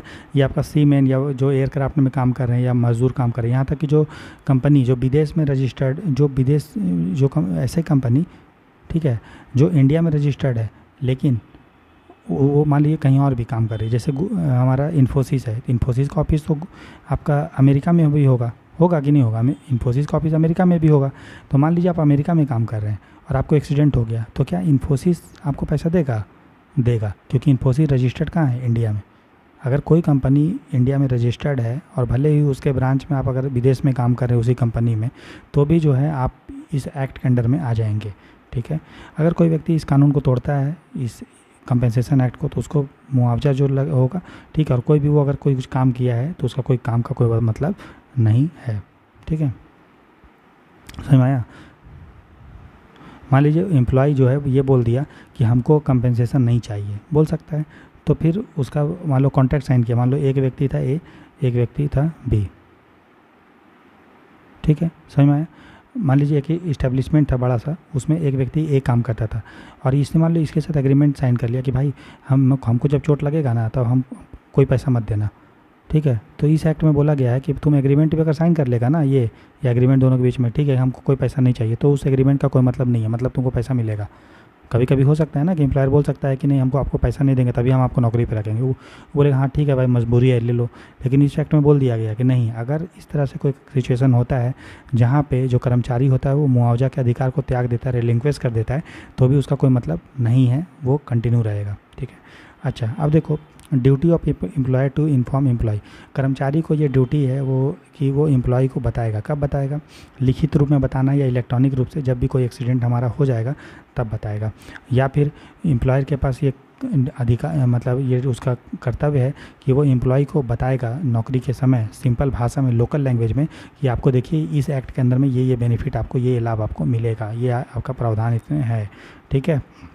जो एम्प्लॉय हैं, एम्प्लॉय को प्रतिनिधि जो है रिप्रेजेंटेशन उसका कोई वकील कर सकता है, या फिर ट्रेड यूनियन के लोग भी जो है एम्प्लॉय का प्रतिनिधि हमारा कर सकता है। कहने का मतलब है कि कोई एम्प्लॉय उसको चोट लग गया, ठीक है, और उसका बात को जाके ट्रेड यूनियन जो है मैनेजमेंट के पास, फैक्ट्री के ओनर मालिक के पास रख सकता है, या फिर कोई उसका वकील रख सकता है। ठीक है, क्लियर है। अब देखो, कोई एम्प्लॉयर अगर मान लो इस एक्ट को नहीं मान रहा है तो उसमें मिनिमम फाइन जो है 50,000 या मैक्सिमम आपको 1 लाख तक आपका फ़ाइन आपका लगेगा। पहले कितना था? 5,000 तक था, लेकिन अब ऐसा नहीं है। फिर इसके में जो कमिश्नर है, ठीक है, जो आयुक्त है अपॉइंटमेंट किया गया है, उसके पास क्या अधिकार है? तो कोई भी उसके पास अधिकार है कि कोई भी मुआवजा है या कोई भी लायबिलिटी है, ठीक है ना, जो देना है किसको? कम एम्प्लॉयर को, ठीक है, तो वो डिसाइड करने का पास उसके पास पावर है। सिविल कोर्ट याद रखिए, कोई कोर्ट डिसाइड नहीं करता है कि कितना मुआवजा देगा। कौन डिसाइड करता है? कमिश्नर करता है, जिसका अपॉइंटमेंट होता है। तो कमिश्नर का अपॉइंटमेंट कौन करता है? तो स्टेट गवर्नमेंट जो है मुआवजे के लिए कमिश्नर का अपॉइंटमेंट जो है करती है, कंपेंसेशन के लिए। ठीक है। तो कहाँ पे आपको जो हमारा कार्यवाही होगा, कमिश्नर पूछ पाछ करेगा, कहाँ पे होगा? तो जहाँ पे एक्सीडेंट हुआ है तो वहीं पे आपको होगा, या फिर एम्प्लॉय जहाँ पे रह रहा है, या फिर एम्प्लॉयर का ऑफिस जहाँ पे है वहीं पे आपको सारा कार्रवाई चलेगा। ठीक है, क्लियर है। उसका देखो जो कमिश्नर है उसका क्या क्या पावर? तो कमिश्नर का पावर जो वो सिविल कोर्ट के पास जैसा पावर है, इसका मतलब वो बुला सकता है, ठीक है, दोनों को, एम्प्लॉयर को, उसको उसका उपस्थिति सुनिश्चित कर सकता है, कोई सबूत उससे मांग सकता है। ठीक है। अपीयरेंस ऑफ पार्टीज, तो पार्टी जो है वो खुद से आ सकते हैं, या फिर मतलब एम्प्लॉयर खुद से भी आ सकता है कमिश्नर के पास, या उसका प्रतिनिधि के द्वारा आ सकता है। Commissioner records evidence of witness, commissioner का अधिकार पास पावर है कि गवाह का वो साक्ष्य रिकॉर्ड करता है, जो गवाह आया उसका क्या क्या डॉक्यूमेंट दिया, उसका प्रूफ वो उसको रिकॉर्ड कर लेगा, लिख लेगा, हाँ ये लोग आए थे। ठीक है। कमिश्नर बोल सकता है कि जो मुआवजा है वो कैसे दिया जाएगा, ये भी बोल सकता है। कमिश्नर जो है ये भी बोल सकता है कि कोई मैटर जो हाई कोर्ट का है तो हाई कोर्ट में जाके आप इसको सुनवाई जाइए, तो ये भी बोल सकता है। ठीक है। उसके बाद कमिश्नर जो है कोई भी कंपेंसेशन कितना दिया जाएगा वो कमिश्नर जो है उसको डिसाइड हमारा कर सकता है। ठीक है। अगर एम्प्लॉयर अगर नहीं ये सब उल्लंघन करेगा, ठीक है, तो फिर उसको जो है उस पर पेनल्टी भी लगेगा। ठीक है। उसके बाद अपील कहाँ करोगे? अगर कमिश्नर ने कोई ऑर्डर दिया तो उसका अपील आपको कहाँ करोगे? याद रखें, हाई कोर्ट में करना है। ये सब आपको याद रखना है। सुप्रीम कोर्ट डायरेक्ट नहीं जा सकता, हाई कोर्ट जाओगे। फिर कितना अपील, क्या कोई भी अपील कर लोगे क्या? नहीं, मिनिमम आपका कितना होना चाहिए? 10,000। यही हमने आपको दिया था अभी क्वेश्चन में, 10,000। तो कम से कम 10,000 का आपको कंपेंसेशन होना चाहिए, तभी आप कमिश्नर के ऑर्डर को चुनौती दे सकते हो। कहाँ पर? हाई कोर्ट में। ठीक है। तो फिर लेकिन अपील करने से पहले, हाई कोर्ट में अपील करने से पहले एम्प्लॉयर को जो है हाई कोर्ट में पैसा जमा करना पड़ेगा 10,000, जितना कंपेंसेशन है, जितना भी कंपेंसेशन है। मान लो कंपेंसेशन 5 लाख है, उतना बन रहा है, तो उतना पैसा जो है वो जमा करेगा एम्प्लॉयर। उसके बाद अपील उसका होगा, सुनवाई होगा हाई कोर्ट में। ठीक है। उसके बाद ये सारा चीज़ हमने बताया। स्टेट गवर्नमेंट के पास पावर है, स्टेट गवर्नमेंट जो है वो इस एक्ट के एडमिनिस्ट्रेशन के लिए, प्रशासन के लिए कानून बना सकता है। ठीक है। सेंट्रल गवर्नमेंट के पास दोस्तों पावर है कि अलग अलग कैटेगरी के लिए वो रूल बना सकता है, जैसे एयरक्राफ्ट के लिए, सीमैन क्रू के लिए, ये सारा चीज़ के लिए। ठीक है। इस एक्ट में वर्कमैन कंपनसेशन है 1923 में हम लोगों ने अमेंडमेंट किया है। ठीक है। 2000 में हम लोगों ने अमेंडमेंट किया, जिसमें कैजुअल वर्कर को जो है, आकस्मिक जो श्रमिक होते हैं जो दिहाड़ी पे काम करते हैं, उसको हम लोगों ने शामिल किया। कंपेंसेशन अमाउंट को हम लोगों ने बढ़ाया। 2009 में हम लोगों ने चेंज किया। वर्कमैन को हम लोगों ने एम्प्लॉय लिखा। डेथ के केस में कंपेंसेशन 1.2 लाख किया, परमानेंट के लिए 1.4 लाख और फनरल के लिए हम लोग 5,000 किए। ठीक है। गवर्नमेंट के पास पावर है कि वो नोटिफिकेशन के द्वारा अमाउंट को रिवाइज कर सकता है। ठीक है। 2017 में हम लोगों ने अमेंडमेंट किया कि पेनाल्टी को हम लोग 50,000 से 1 लाख करते हैं। अगर अपील आपको करना है तो 10,000 तक का हम लिमिट किया, और एम्प्लॉयर को बोला कि आप एम्प्लॉय के अधिकार को इन्फॉर्म करने के लिए, नियोक्ता को कर्मचारी के अधिकारों की जानकारी अवश्य देनी चाहिए। ठीक है। उसके बाद ये सारा चीज़ हमने बताया, फिर यही चीज़ इंपॉर्टेंट पॉइंट एक जगह हमने लिख दिया है। ठीक है। चलिए अब आगे देखते हैं क्वेश्चन नंबर 4। नेक्स्ट है consider the following statement about building and other construction worker regulation of employment and condition of service act 1996। ठीक है, भवन एवं अन्य निर्माण श्रमिक रोजगार एवं सेवा शर्त विनियम अधिनियम 1996 के बारे में निम्नलिखित कथनों पर विचार कीजिए। और under this act every building worker है who is age between 15 to 60 years and work greater than or equal to 90 days in preceding 12 month is eligible to be registered as beneficiary। बोला इस अधिनियम के अंतर्गत प्रत्येक भवन निर्माण श्रमिक जिसका एज 15 से 60 वर्ष है, ठीक, और जिसने पिछले 12 महीना में 90 दिन तक या उससे अधिक दिन तक काम किया है, ठीक है, इस एक्ट के अंडर में वो लाभार्थी होगा, बेनिफिशियरी होगा। ठीक है, दूसरा बोल रहा है there will be a facility for a canteen for establishment with 250 plus worker. बोला इस एक्ट के अंडर में बिल्डिंग और अदर कंस्ट्रक्शन वर्कर जहाँ पे काम कर रहे हैं, अगर वहाँ पे वर्कर्स की संख्या, मजदूरों की संख्या 250 से अधिक है तो वहाँ पे उनके खाने पीने के लिए कैंटीन का सुविधा होगा। ठीक है, तो तीसरा बोल रहा है there will be a facility for creche for establishment with at least 50 worker. बोल रहा है जहाँ पे कम से कम 50 श्रमिक काम कर रहे हैं तो ऐसे में क्रेच की सुविधा हो। क्रेच मतलब अगर मान लीजिए कोई महिला है, उसका बच्चा है, तो बच्चा को अगर कैसे कहाँ रखेगी, काम करेगी तो एक रूम होगा, क्रेच रूम उसको बोलते हैं। वहाँ पे डॉक्टर भी होंगे, सारा सुविधा होगा बैठने का, खाने पीने का। वहाँ पे बच्चों को रख देगी, फिर काम करेगी, और बच्चा कोई देखेगा जो अटेंडेंट होगा, और भाई बीच बीच में वो उससे मिलेगी, और फिर जब काम खत्म हो जाएगा तो लेके घर चली जाएगी। तो बोल रहा है कि ऐसे फैक्ट्री जहाँ पे 50 वर्कर्स कम से कम काम करे तो वहाँ पे क्रेच की फैसिलिटी होनी चाहिए। तो देखो पहला स्टेटमेंट ये बोल रहा है कि देखो इस एक्ट में बिल्डिंग वर्कर में अगर आपका एज जो है अगर 18 ईयर्स है, ठीक है, 18 या 60 के बीच में आपका उम्र है, ठीक है, अगर आपका उम्र जो है 18 से 60 के बीच में है ना, तभी काम, 15 वाले बच्चे नहीं कर पाएंगे। ठीक है, तब और प्लस आपका अगर पिछले 12 मंथ में अगर आपने कम से कम 90 डेज काम किए हैं तब आपको इस एक्ट के अंडर में जो भी बेनिफिट है वो मिलेगा। तो इसलिए यहाँ पे 15 के अंदर के कारण ये स्टेटमेंट जो है वो गलत है।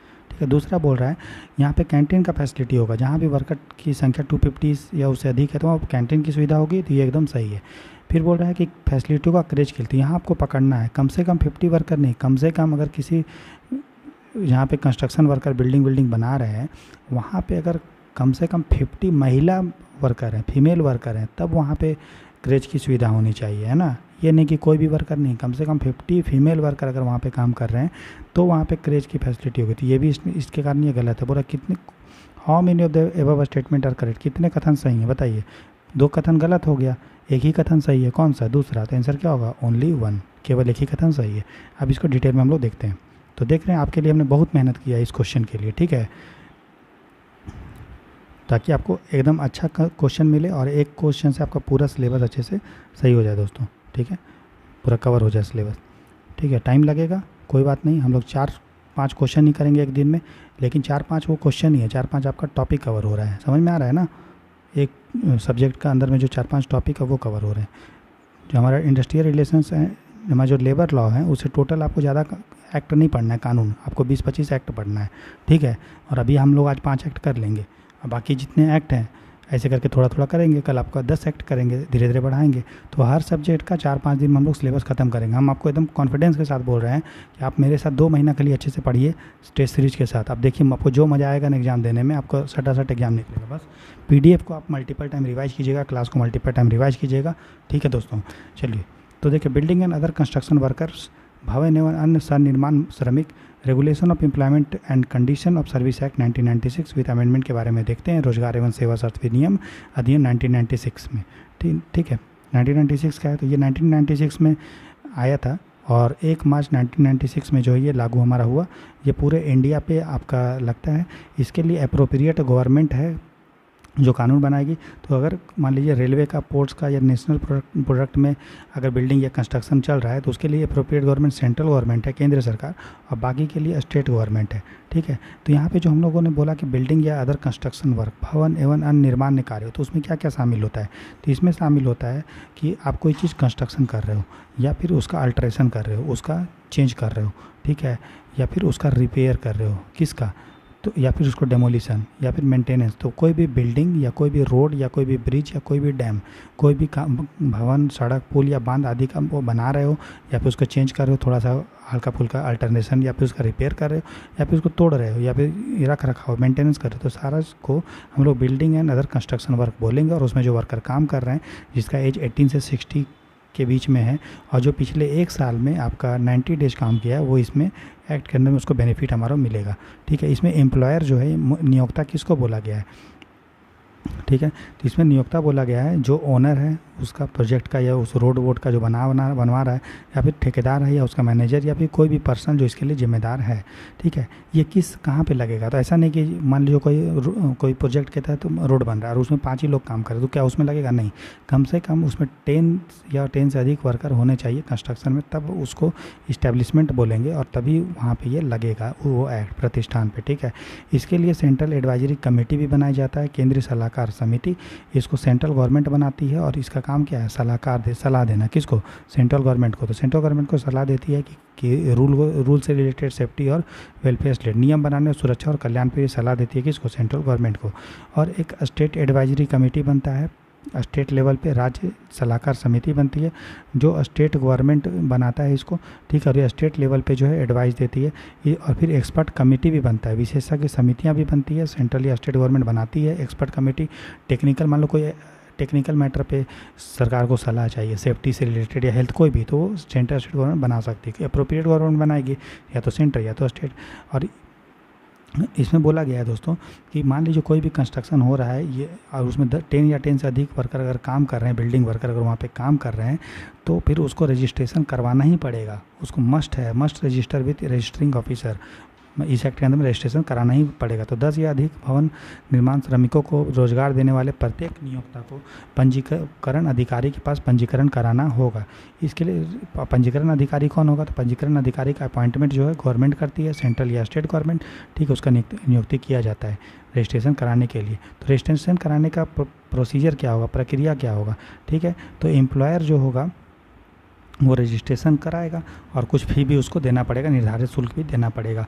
ठीक है, अगर वो रजिस्ट्रेशन नहीं कराएगा मान लो तो क्या होगा, अगर मान लो कोई इस्टेब्लिशमेंट रजिस्टर अगर नहीं करा रहा है, ठीक है, तो employer cannot employ building worker, तो वो फिर काम अपना नियोक्ता जो है भवन निर्माण श्रमिक को नियोजित नहीं कर सकता, उसको आगे रजिस्टर कराना पड़ेगा, फिर वो वर्कर को रखेगा नौकरी पर, फिर काम करवाएगा। ठीक है, फिर है रिवोकेशन और अपील, अगर मान लो निरस्तन और अपील, मान लीजिए रजिस्ट्रेशन उन्होंने फ्रॉड तरीका से लिया, गलत तरीका से लिया या फिर मिस रिप्रेजेंटेशन डेटा गलत दिया, ठीक है, तो उस केस में उसका रजिस्ट्रेशन जो होगा वो रद्द कर दिया जाएगा, पंजीकरण।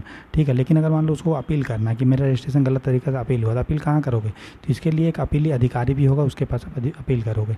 ठीक है, क्लियर है। तो रजिस्ट्रेशन किसके लिए करना ज़रूरी है, तो कोई भी बिल्डिंग वर्कर, ठीक है, अगर वो 18 से 60 ईयर के बीच में है, उसका वर्क काम कर रहा है पिछले 12 मंथ्स में, अगर 90 डेज से अधिक अगर काम कर रहा है तो इसके एक्ट के अंदर में एलिजिबल है इसका बेनिफिशियरी बनने के लिए, पात्र बनने के लिए, लाभार्थी बनने के लिए। ठीक है, और हर वर्कर को अब प्रिस्क्राइब्ड फी भी जो है वो देना पड़ेगा।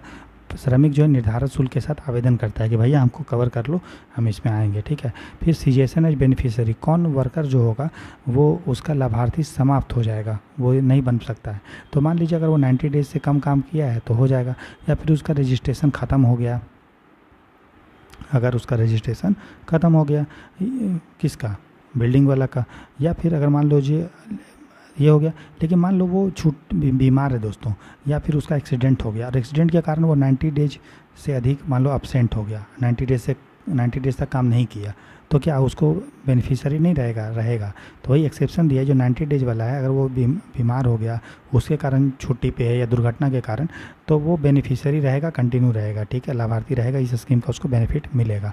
ठीक है, फिर एक रजिस्टर बनेगा, बेनिफिशियरी का रजिस्टर जो है वो बनाएगा। तो वेलफेयर बोर्ड एक बनता है, वेलफेयर बोर्ड कौन बनाता है, गवर्नमेंट बनाती है। तो वेलफेयर बोर्ड मेंटेन करेगा कि बेनिफिशियरी कौन कौन है। ठीक है, और बेनिफिशियरी कंट्रीब्यूशन भी करेगा, तो बेनिफिशियरी वर्कर जो होंगे वो मंथली जो है कुछ पैसा इस फंड में देगा। फिर इफेक्ट ऑफ नॉन पेमेंट, मान लो कोई वर्कर पैसा कंट्रीब्यूशन नहीं कर रहा है 1 साल तक इस फंड में, तो उसका मेंबरशिप जो है वो ख़त्म हो जाएगा। ठीक है, तो वेलफेयर बोर्ड बनाएगा, कौन बनाता है, तो याद रखिएगा स्टेट गवर्नमेंट जो है वेलफेयर बोर्ड बनाता है, और वेलफेयर बोर्ड एक निगम निकाय के जैसा काम करता है। इसके लिए सेक्रेटरी और ऑफिसर्स होते हैं, तो वेलफेयर बोर्ड जो है वो अपॉइंट करता है सेक्रेटरी या स्टाफ गवर्नमेंट के अप्रूवल से। ठीक है, और ये जो फिर एक फ़ंड भी बनता है जिसका नाम है building and other construction worker welfare fund, भवन एवं अन्य निर्माण श्रमिक कल्याण कोष बनता है। ये जो फंड बनता है दोस्तों, इसमें पैसा कहाँ कहाँ से आता है? इसमें पैसा सेस एक्ट 1996 के तहत पैसा अगर आ रहा है सेस के तहत, तो ये इस निधि में स्थापित निधि, इस निधि में building and other construction worker में फंड में आती है। या फिर बेनिफिशियरी भी पैसा देते हैं तो वो भी आता है। फिर सरकार भी गारंट देती है इससे, और इस फंड से वेलफेयर होता है किसका? नामी है building and other construction worker, भवन एवं अन्य निर्माण श्रमिक वेलफेयर कोष के तहत वेलफेयर होता है। ठीक है, तो वेलफेयर कैसे होगा, कहाँ कहाँ पैसा आएगा? तो इस जो फंड है उसका प्रयोग आप कर सकते हो। कोई किसी का एक्सीडेंट हो गया या डेथ हो गया, दुर्घटना या मृत्यु, तो उसको सहायता देने के लिए किया जाएगा। या फिर पेंशन देना है, या मेडिकल बेनिफिट या मैटरनिटी बेनिफिट, पेंशन चिकित्सा लाभ या मातृत्व लाभ में देना है, या फिर घर बनाने के लिए लोन चाहिए, तो आप इस फंड से तहत बिल्डिंग कंस्ट्रक्शन वर्कर को दे सकते हो, या उनके बच्चे की शिक्षा के लिए भी दिया जा सकता है। ठीक है, अगर हम इसका अकाउंट और ऑडिटिंग देखेंगे, लेखा और लेखा परीक्षा, तो जो बोर्ड है कौन, वेलफेयर बोर्ड, जिसका स्टेट गवर्नमेंट अपॉइंटमेंट करती है, वो बजट बनाएगी, उनका अकाउंट मेंटेन करेगी और एनुअल रिपोर्ट भी देगी सरकार को। और उसका रिपोर्ट का ऑडिटिंग भी सीएजी जो है, कंट्रोलर ऑडिटर जनरल, महालेखाकार जो होता है अधिकारी, वो करते हैं। ठीक है ना, जिसका अपॉइंटमेंट आर्टिकल 148 के तहत जो हमारा किया जाता है, प्रेसिडेंट का उसको करते हैं, है ना। हमने पॉलिटी में ये सब पढ़ा है, बाकी भी रिवाइज भी करेंगे पॉलिटी धीरे धीरे। फिर आवर्स ओवर, कितना वर्कर वो काम करेगा, तो जितना रूल रेगुलेशन उसके अकॉर्डिंग उसको काम करना पड़ेगा। अगर उससे अधिक वो काम करता है तो उसको ओवर टाइम भी मिलेगा। ठीक है ना, कितना ओवर टाइम मिलेगा, तो जितना उसका वेज है उसका 2 गुना उसको सैलरी मिलेगा। ठीक है, ड्रिंकिंग वाटर के लिए फैसिलिटी एम्प्लॉयर को बोला गया है कि आप पानी पीने का सुविधा दें, आप उनके लैट्रिन वैट्रिन सैनिटरी फैसिलिटी दें। ठीक है, एकोमोडेशन के लिए बोला गया है कि उनके टेम्पररी वर्कर आप फैक्ट्री में जाएगा, कंस्ट्रक्शन वहाँ कुछ काम करेगा, थोड़े समय के लिए रहने का भी सुविधा टेम्पररी रूप से, अस्थायी आवास का सुविधा दिया जाए, कैंटीन का सुविधा दिया जाए। यही क्वेश्चन हमने पूछा आपको, कैंटीन का सुविधा कहाँ देना चाहिए? जहाँ भी 250 से अधिक वर्कर काम करें वहाँ पे कैंटीन की सुविधा।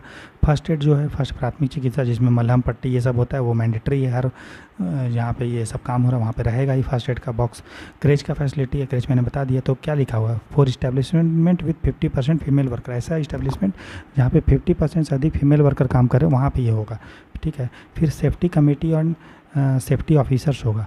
तो सेफ्टी कमेटी ऐसा कंस्ट्रक्शन साइट या इस्टेब्लिशमेंट जहाँ पे 500 से अधिक वर्कर काम कर रहे हैं, वहाँ पे सेफ्टी ऑफिसर्स, सुरक्षा अधिकारी का भी नियुक्ति किया जाएगा। वो देखेगा कि भाई सब चीज़ सही से हो रहा है कि नहीं। और कौन होगा सुरक्षा अधिकारी? जैसे मान लो एक कोई प्रोजेक्ट है, कोई एम्प्लॉयर है, कोई एक व्यक्ति है, वो प्रोजेक्ट बना रहा है रोड का, कंस्ट्रक्शन का, वहाँ पे 1500 लोग काम कर रहे हैं। ठीक है, तो चूँकि ये 500 से अधिक है, तो वहाँ पे एक सेफ्टी ऑफिसर का, सुरक्षा अधिकारी का जो है वो अपॉइंटमेंट किया जाएगा। कौन करेगा? जो प्रोजेक्ट का मालिक है वो।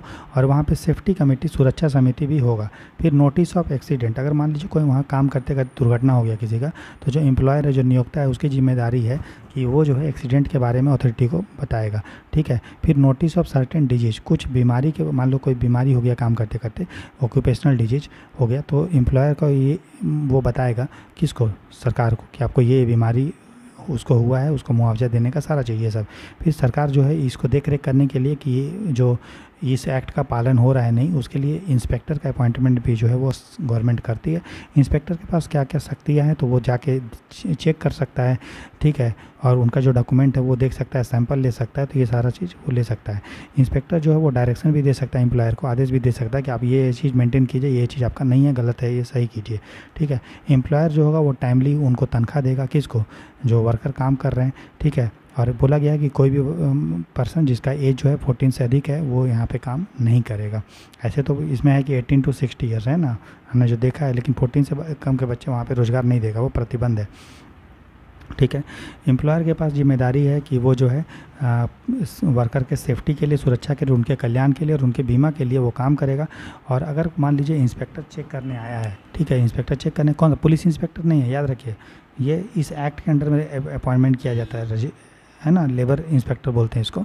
ठीक है, तो वो इंस्पेक्टर नहीं आया और उसका मान लीजिए वो काम को रोक रहा है। कौन रोक रहा है? आपका एम्प्लॉयर रोक रहा है, नहीं करने दे रहा है, या फिर एम्प्लॉय रोक रहा है, तो उस पर फ़ाइन लगेगा। कितना फ़ाइन लगेगा? अगर मान लीजिए कितना फ़ाइन लगेगा तो हम देखेंगे आगे। तो आगे मान लीजिए वो इस्टेब्लिशमेंट रजिस्टर नहीं किया, इसमें रजिस्टर करने का है कि आपका जो हमने बताया कि किस कंडीशन में रजिस्ट्रेशन आपको करना ही पड़ेगा। अगर नहीं किया है उसने तो 3 मंथ तक उसका जेल या 200,000 रुपीज़ तक पेनल्टी हो सकता है, जुर्माना, या दोनों हो सकता है। फिर अगर मान लीजिए कोई और उसने कानून को तोड़ा, तो वही चीज़ें यहाँ पे लिखा हुआ है, ठीक है। अगर वो बार बार तोड़ रहा है कानून को, उसको 2 साल तक का जेल या 5,000 तक रुपीज़ हो सकता है, ठीक है। और जो भी वो ऐसा क्राइम करेगा, कोर्ट उसको संज्ञान में ले सकता है और खुद से जाए उसका चेक कर सकता है। फिर कंपनी ऑफेंस अगर कर रही है या कंपाउंडिंग कर रही है तो वो सारा भी चीज़ है। सेंट्रल गवर्नमेंट रूल्स बना सकती है, स्टेट गवर्नमेंट रूल बनाएगा इम्प्लीमेंटेशन के लिए, तो केंद्र सरकार ओवरऑल रूल बनाएगी, लेकिन अगर इम्प्लीमेंट इस एक्ट को कैसे करना है तो उसके लिए स्टेट गवर्नमेंट जो है रूल्स बना सकता है, ठीक है। मान लीजिए इंस्पेक्टर कोई काम किया, लेकिन अच्छे सद्भावना पूर्वक किया, गुड फेथ में कि अच्छा चीज़ मान के, मान लो कोई गलती हो गया उससे, तो भी इंस्पेक्टर जो है वो बचा रहेगा। या फिर एम्प्लॉयर मान लो अच्छा काम करने का सोचा, लेकिन कुछ गलतियां हो गई, तो बोल रहा है कि x protection for act done in good faith, अगर सद्भावना पूर्वक किए गए कार्य के रूप में आपको संरक्षण मिलेगा, एक्शन आप पे नहीं लिया जाएगा, ठीक है। गवर्नमेंट ऑर्डर दे सकती है कोई भी अगर दिक्कत हो रहा है एक्ट को लागू करने में तो उसको हटाने के लिए, ठीक है। अभी तक याद रखिएगा इस एक्ट में एक बार भी अमेंडमेंट नहीं हुआ है, ठीक है। कोई एक बार भी amendment building and other construction worker act में नहीं हुआ है, याद रखिएगा। क्वेश्चन पूछ सकता है कि it has been amended 1 time 2 time, कितने बार हुआ है नहीं हुआ है, अभी तक एक बार भी अमेंडमेंट नहीं हुआ है। हाँ, 2012 में ज़रूर बात की गई थी एक बिल लाके कि अमेंडमेंट करने का। इसमें बोला गया था कि जो 90 डेज का जो प्रोविज़न है जो हमने देखा उसको हटा दिया जाए, और जो एज लिमिट का प्रोविज़न है उसको हटा दिया जाए, ठीक है। एडवाइजरी कमेटी बनाने का बात की गई थी, सलाहकार समिति का, वो सबको मजबूत करने का, ये सब को हटा दिए, ये सब लागू नहीं हुआ है क्योंकि बिल अभी भी पेंडिंग है, अभी भी इनएक्ट जो है लंबित है, अधिनियमित नहीं हुआ है, ठीक है। बाकी कुछ इंपॉर्टेंट पॉइंट जो ऊपर से निकल के आया, क्रेच के लिए 50, कैंटीन के लिए 250, सेफ्टी के लिए 500 होना चाहिए, चाइल्ड लेबर नहीं होना चाहिए, 3 मंथ का जेल, 2000 फाइन, रिपीटेड करोगे तो 2 ईयर्स, 5000, 18, 60, 90, ये सब हमने बता दिया, आपको याद होगा। चलो राइट, ठीक है दोस्तों। नेक्स्ट क्वेश्चन देखते हैं और लास्ट क्वेश्चन देखते हैं, ठीक है। आज का टोटल डेली 1.5 से 2 घंटे का क्लास होगा, ठीक है। आज का फर्स्ट क्लास है, इसीलिए ज़्यादा पे लोड ना पड़े, इसीलिए 1.5 घंटे का क्लास, कल से क्लास थोड़ा लंबा, ठीक है। देखो भले हमने 1.5 घंटे का क्लास लिया, क्वेश्चन किए हैं 4, लेकिन अब ये 4 क्वेश्चन नहीं है दोस्तों, ये कितना है, 4 टॉपिक है, ठीक है ना। इसीलिए टेंशन नहीं लेना है, सब अच्छे से हो जाएगा, ठीक है। बस जितना PDF दिया जा रहा है उसको बार बार पढ़िए, ठीक है। नेक्स्ट देखते हैं, फिर है consider the following statement about minimum wages act 1948, न्यूनतम मजदूरी अधिनियम 1948 के बारे में निम्नलिखित कथन पे विचार करें। बोला at least 50% of the independent person of the central advisory board which is created under this act must have women. बोल रहा है इस अधिनियम के तहत जो गठित केंद्रीय सलाहकार बोर्ड के स्वतंत्र सदस्यों में कम से कम 50% महिलाएं होंगी। कहने का मतलब बोल रहा है कि इस एक्ट के अंडर में एक सेंट्रल एडवाइजरी बोर्ड बनता है, केंद्रीय सलाहकार बोर्ड बनता है, उस बोर्ड में बोल रहा है कि कम से कम उसमें जो इंडिपेंडेंट पर्सन होते हैं, स्वतंत्र पर्सन, स्वतंत्र मतलब ना तो वो एम्प्लॉय होगा ना तो एम्प्लॉयर होगा, अलग से होगा, जो फैक्ट्री में काम भी नहीं करेगा और जो फैक्ट्री का मालिक भी नहीं, इसके अलावा उसको इंडिपेंडेंट पर्सन बोलते हैं, स्वतंत्र सदस्य। बोल रहा है कि स्वतंत्र सदस्य जितने भी होंगे उसके 50% महिलाएं होंगी, पहला स्टेटमेंट है। दूसरा बोल रहा है there are 2 method of for fixing and revising minimum wage under this act. बोल रहा है इस अधिनियम के तहत न्यूनतम मजदूरी तय करने और संशोधित करने के 2 तरीके हैं। तीसरा बोल रहा है the state government is the appropriate government for all ports of India under this act. बोल रहा है स्टेट गवर्नमेंट जो होता है इस अधिनियम के तहत सभी बंदरगाहों के लिए राज्य सरकार उपयुक्त सरकार है, ठीक है। तो पहला देखिए, ये बात सही है कि इस एक्ट के अंदर में सेंट्रल एडवाइजरी बोर्ड बनता है और उसमें इंडिपेंडेंट पर्सन भी होते हैं, लेकिन महिलाएं उसमें 50% नहीं है। महिलाएं उसमें कितनी है, 1/3, जितने भी इंडिपेंडेंट पर्सन है उसके 1/3 जो है, मतलब 33.33% महिलाएं होनी चाहिए। ये आपका मिनिमम वेज एक्ट, न्यूनतम मजदूरी अधिनियम 1948 में लिखा हुआ है, इसलिए पहला स्टेटमेंट गलत है। दूसरा बोल रहा है there are 2 method for fixing and revising minimum wage under this act. 2 method है, हाँ सही है, एक कमेटी मेथड होता है और एक बिना कमेटी का मेथड होता है, आगे हम देखेंगे, ठीक है। तो ये जो है वो हमारा पहला गलत है, दूसरा सही है। मिनिमम वेज कितना होगा सरकार जो फिक्स करती है वो डिसाइड करने के लिए सरकार 2 तरीका से कर सकती है, एक कमेटी बैठा के, एक बिना कमेटी का, आगे हम देखेंगे। तीसरा बोल रहा है state government is the appropriate government for all ports. All ports के लिए नहीं, जो मेजर पोर्ट हैं, जो बड़े बड़े पोर्ट्स हैं दोस्तों, ठीक है, भारत में लगभग 10 से ऊपर, लगभग 12-13 जो है वो मेजर पोर्ट्स है, बड़े बड़े वृहद बंदरगाह, और 200 से ऊपर माइनर पोर्ट्स हैं, है ना, छोटे छोटे बंदरगाह। तो छोटे छोटे बंदरगाह के लिए रूल्स रेगुलेशन बनाने का जो पावर है अप्रोप्रिएट गवर्नमेंट जो है इस एक्ट के अंडर में, वो है स्टेट गवर्नमेंट, और सेंट्रल गवर्नमेंट है मेजर पोर्ट के लिए, तो सभी पोर्ट्स के लिए नहीं है स्टेट गवर्नमेंट, इसलिए ये स्टेटमेंट गलत हो गया। तो पहला और तीसरा गलत हो गया। तो बोल रहा कितने स्टेटमेंट करेक्ट हैं बताइए, कितने कितने गलत हैं। तो 2 स्टेटमेंट गलत है, आंसर क्या होगा, ओनली 2 होगा, है ना। अब आप देखिए डिटेल में इसका सॉल्यूशन, देख रहे हैं कितना मेहनत करते हैं आप लोग के लिए, ठीक है, क्योंकि आप लोग हमारे स्टूडेंट हैं दोस्तों, मित्र हैं, है ना, और पूरा अच्छे से आपका कोई भी तैयारी जो है कमी ना हो 1% भी, इसलिए पूरा जी जान लगा देंगे, ठीक है, ताकि आपका सिलेक्शन करवाना ही हमारा लक्ष्य है, ठीक है। तो उत्तर इसका बी होगा, पहला गलत है, ठीक है, पहला स्टेटमेंट क्या है गलत और दूसरा क्या है सही, तीसरा क्या है गलत। तो मिनिमम वेज एक्ट 1948, न्यूनतम मजदूरी अधिनियम 1948 संशोधन के साथ हम लोग देखेंगे। पहले ये पूरा भारत में लगता है, पहले नहीं लगता था, लेकिन ठीक है, जम्मू एंड कश्मीर में पहले नहीं लगता था, लेकिन अब लगता है 1948 से ये एक्ट लागू हुआ है, ठीक है। इस एक्ट को, मिनिमम वेज एक्ट को कोड ऑन वेजेज 2019 में कोड ऑन वेजेज आया है, ठीक है। ये इम्प्लीमेंट नहीं हुआ है, लेकिन पार्लियामेंट ने इसको पास कर दिया है, ठीक है। लेकिन उस एक्ट कोड ऑन वेजेज के अंडर में हमने मिनिमम वेज एक्ट को ख़त्म कर दिया है, लेकिन अभी भी चूँकि ये लागू नहीं हुआ, इसलिए अभी भी मिनिमम वेज एक्ट हमारा न्यूनतम मजदूरी अधिनियम जो है 1948 वो भी चालू हो रहा है, ठीक है। इसके बाद अप्रोप्रिएट गवर्नमेंट जो बनाया गया है, तो सेंट्रल गवर्नमेंट को बनाया गया है किसके लिए, तो रेलवे के लिए, माइंस, ऑयल फील्ड और मेजर पोर्ट्स के लिए, ठीक है। और स्टेट गवर्नमेंट बाकी के लिए, वही हमने बताया। तो यहाँ पे हमने क्या दिया था, सभी पोर्ट्स के लिए, इसीलिए वो स्टेटमेंट गलत हुआ, ठीक है, तीसरा स्टेटमेंट। उसका देखो इसमें एम्प्लॉय जो है, एम्प्लॉय को क्या देना है, न्यूनतम मजदूरी। तो एम्प्लॉय का क्या परिभाषा है, तो एम्प्लॉय कोई भी व्यक्ति हो सकता है, चाहे वो स्किल्ड काम करे, कुशल हो, या फिर अनस्किल्ड अकुशल हो, या फिर मैनुअल काम करे, काम हाथ से, या फिर क्लरिकल काम करे, लिपिकीय, या फिर सुपरवाइजरी काम करे, पर्यवेक्षी, या फिर टेक्निकल काम करे, तकनीकी, या फिर कोई क्लरिकल काम करे, ठीक है, या उसको हायर किया गया, किसी हायर उसको पैसा देके, ठीक है ना। और इसमें एम्प्लॉयर का क्या मतलब है, एम्प्लॉयर कौन होगा, नियोक्ता इसमें होगा, फैक्ट्री का मालिक, या फिर उसका प्रबंधक, मैनेजर, या फिर उसका एजेंट, या फिर कोई कॉन्ट्रैक्टर, कोई ठेकेदार, जो जिसकी जिम्मेदारी है फैक्ट्री को सुपरवाइज करने का या नियंत्रण करने का, उसको हम लोग एम्प्लॉयर बोलेंगे, ठीक है। फिर इसमें शेड्यूल्ड एम्प्लॉयमेंट के बारे में बोला गया, ऐसा नहीं कि सभी लोग इसमें कवर्ड होंगे, नहीं, इस एक्ट में शेड्यूल अनुसूची है, और उसमें लिखा गया है कि कौन कौन सा अनुसूची है, और उस अनुसूची के अंदर जो जो इंडस्ट्री हैं, उस इंडस्ट्री में जो काम कर रहे हैं वो उन्हीं को मिनिमम वेजेज एक्ट के अंडर में कवर किया जाएगा, ठीक है। इसमें वेजेज के बारे में बोला गया, वेजेज क्या होगा, वेजेज ऐसा सभी सारा रिम्यूनरेशन, वेतन मतलब समस्त पारिश्रमिक, जिसको हम लोग पैसा में नाप सकते हैं। लेकिन वेज में याद रखिएगा HRA, जो आपको घर के लिए पैसा मिलता है अलग से, वो नहीं शामिल होगा। जो ट्रैवलिंग अलाउंस, जो आने जाने का जो आपको यात्रा भत्ता मिलता है वो नहीं, बोनस इसमें शामिल नहीं है। इसमें PF में जो आपका कंट्रीब्यूशन कवर हो रहा है वो आपको वेज में नहीं आएगा, PF कंट्रीब्यूशन। जो ग्रेच्युटी आपको मिल रहा है वो इसमें शामिल नहीं होगा। एप्रोप्रिएट गवर्नमेंट के पास पावर है कि वो मिनिमम वेज को डिसाइड कर सकता है शेड्यूल्ड एम्प्लॉयमेंट करने अकॉर्डिंग, ठीक है। जैसा शेड्यूल एम्प्लॉयमेंट होगा उसके लिए एप्रोप्रिएट गवर्नमेंट जो होगी वही मिनिमम वेज, न्यूनतम मजदूरी जो है वो तय कर सकती है, ठीक है। न्यूनतम मजदूरी जब भी वो तय करेगी तो उसको 5 साल से ज़्यादा उसको रिव्यू भी करना पड़ेगा, उसको समय समय पर समीक्षा और संशोधन भी करना पड़ेगा, और 5 साल से अधिक उसका संशोधन का या समीक्षा का समय नहीं हो सकता। 5 साल के अंदर ही उसको समीक्षा और संशोधन करना पड़ेगा, ठीक है, क्लियर है।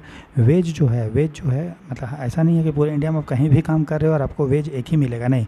आपका जो वेज है आपके रीजन के अकॉर्डिंग, आपके क्षेत्र के अकॉर्डिंग, या आपके क्लास ऑफ वर्क, कार्य का वर्ग के अकॉर्डिंग, या फिर नेचर ऑफ एम्प्लॉयमेंट, रोजगार की प्रकृति के अकॉर्डिंग, या फिर जेंडर, लिंग के अकॉर्डिंग, या एज, आयु के अकॉर्डिंग वो वेरी हो सकता है, ठीक है। उसके बाद 1961 में हम लोगों ने बोला कि गवर्नमेंट के पास पावर है कि वेज को रिवाइज करने का, और कहाँ कहाँ उसको कवर करना है, कितने इंडस्ट्री में वो कर सकता है, ठीक है।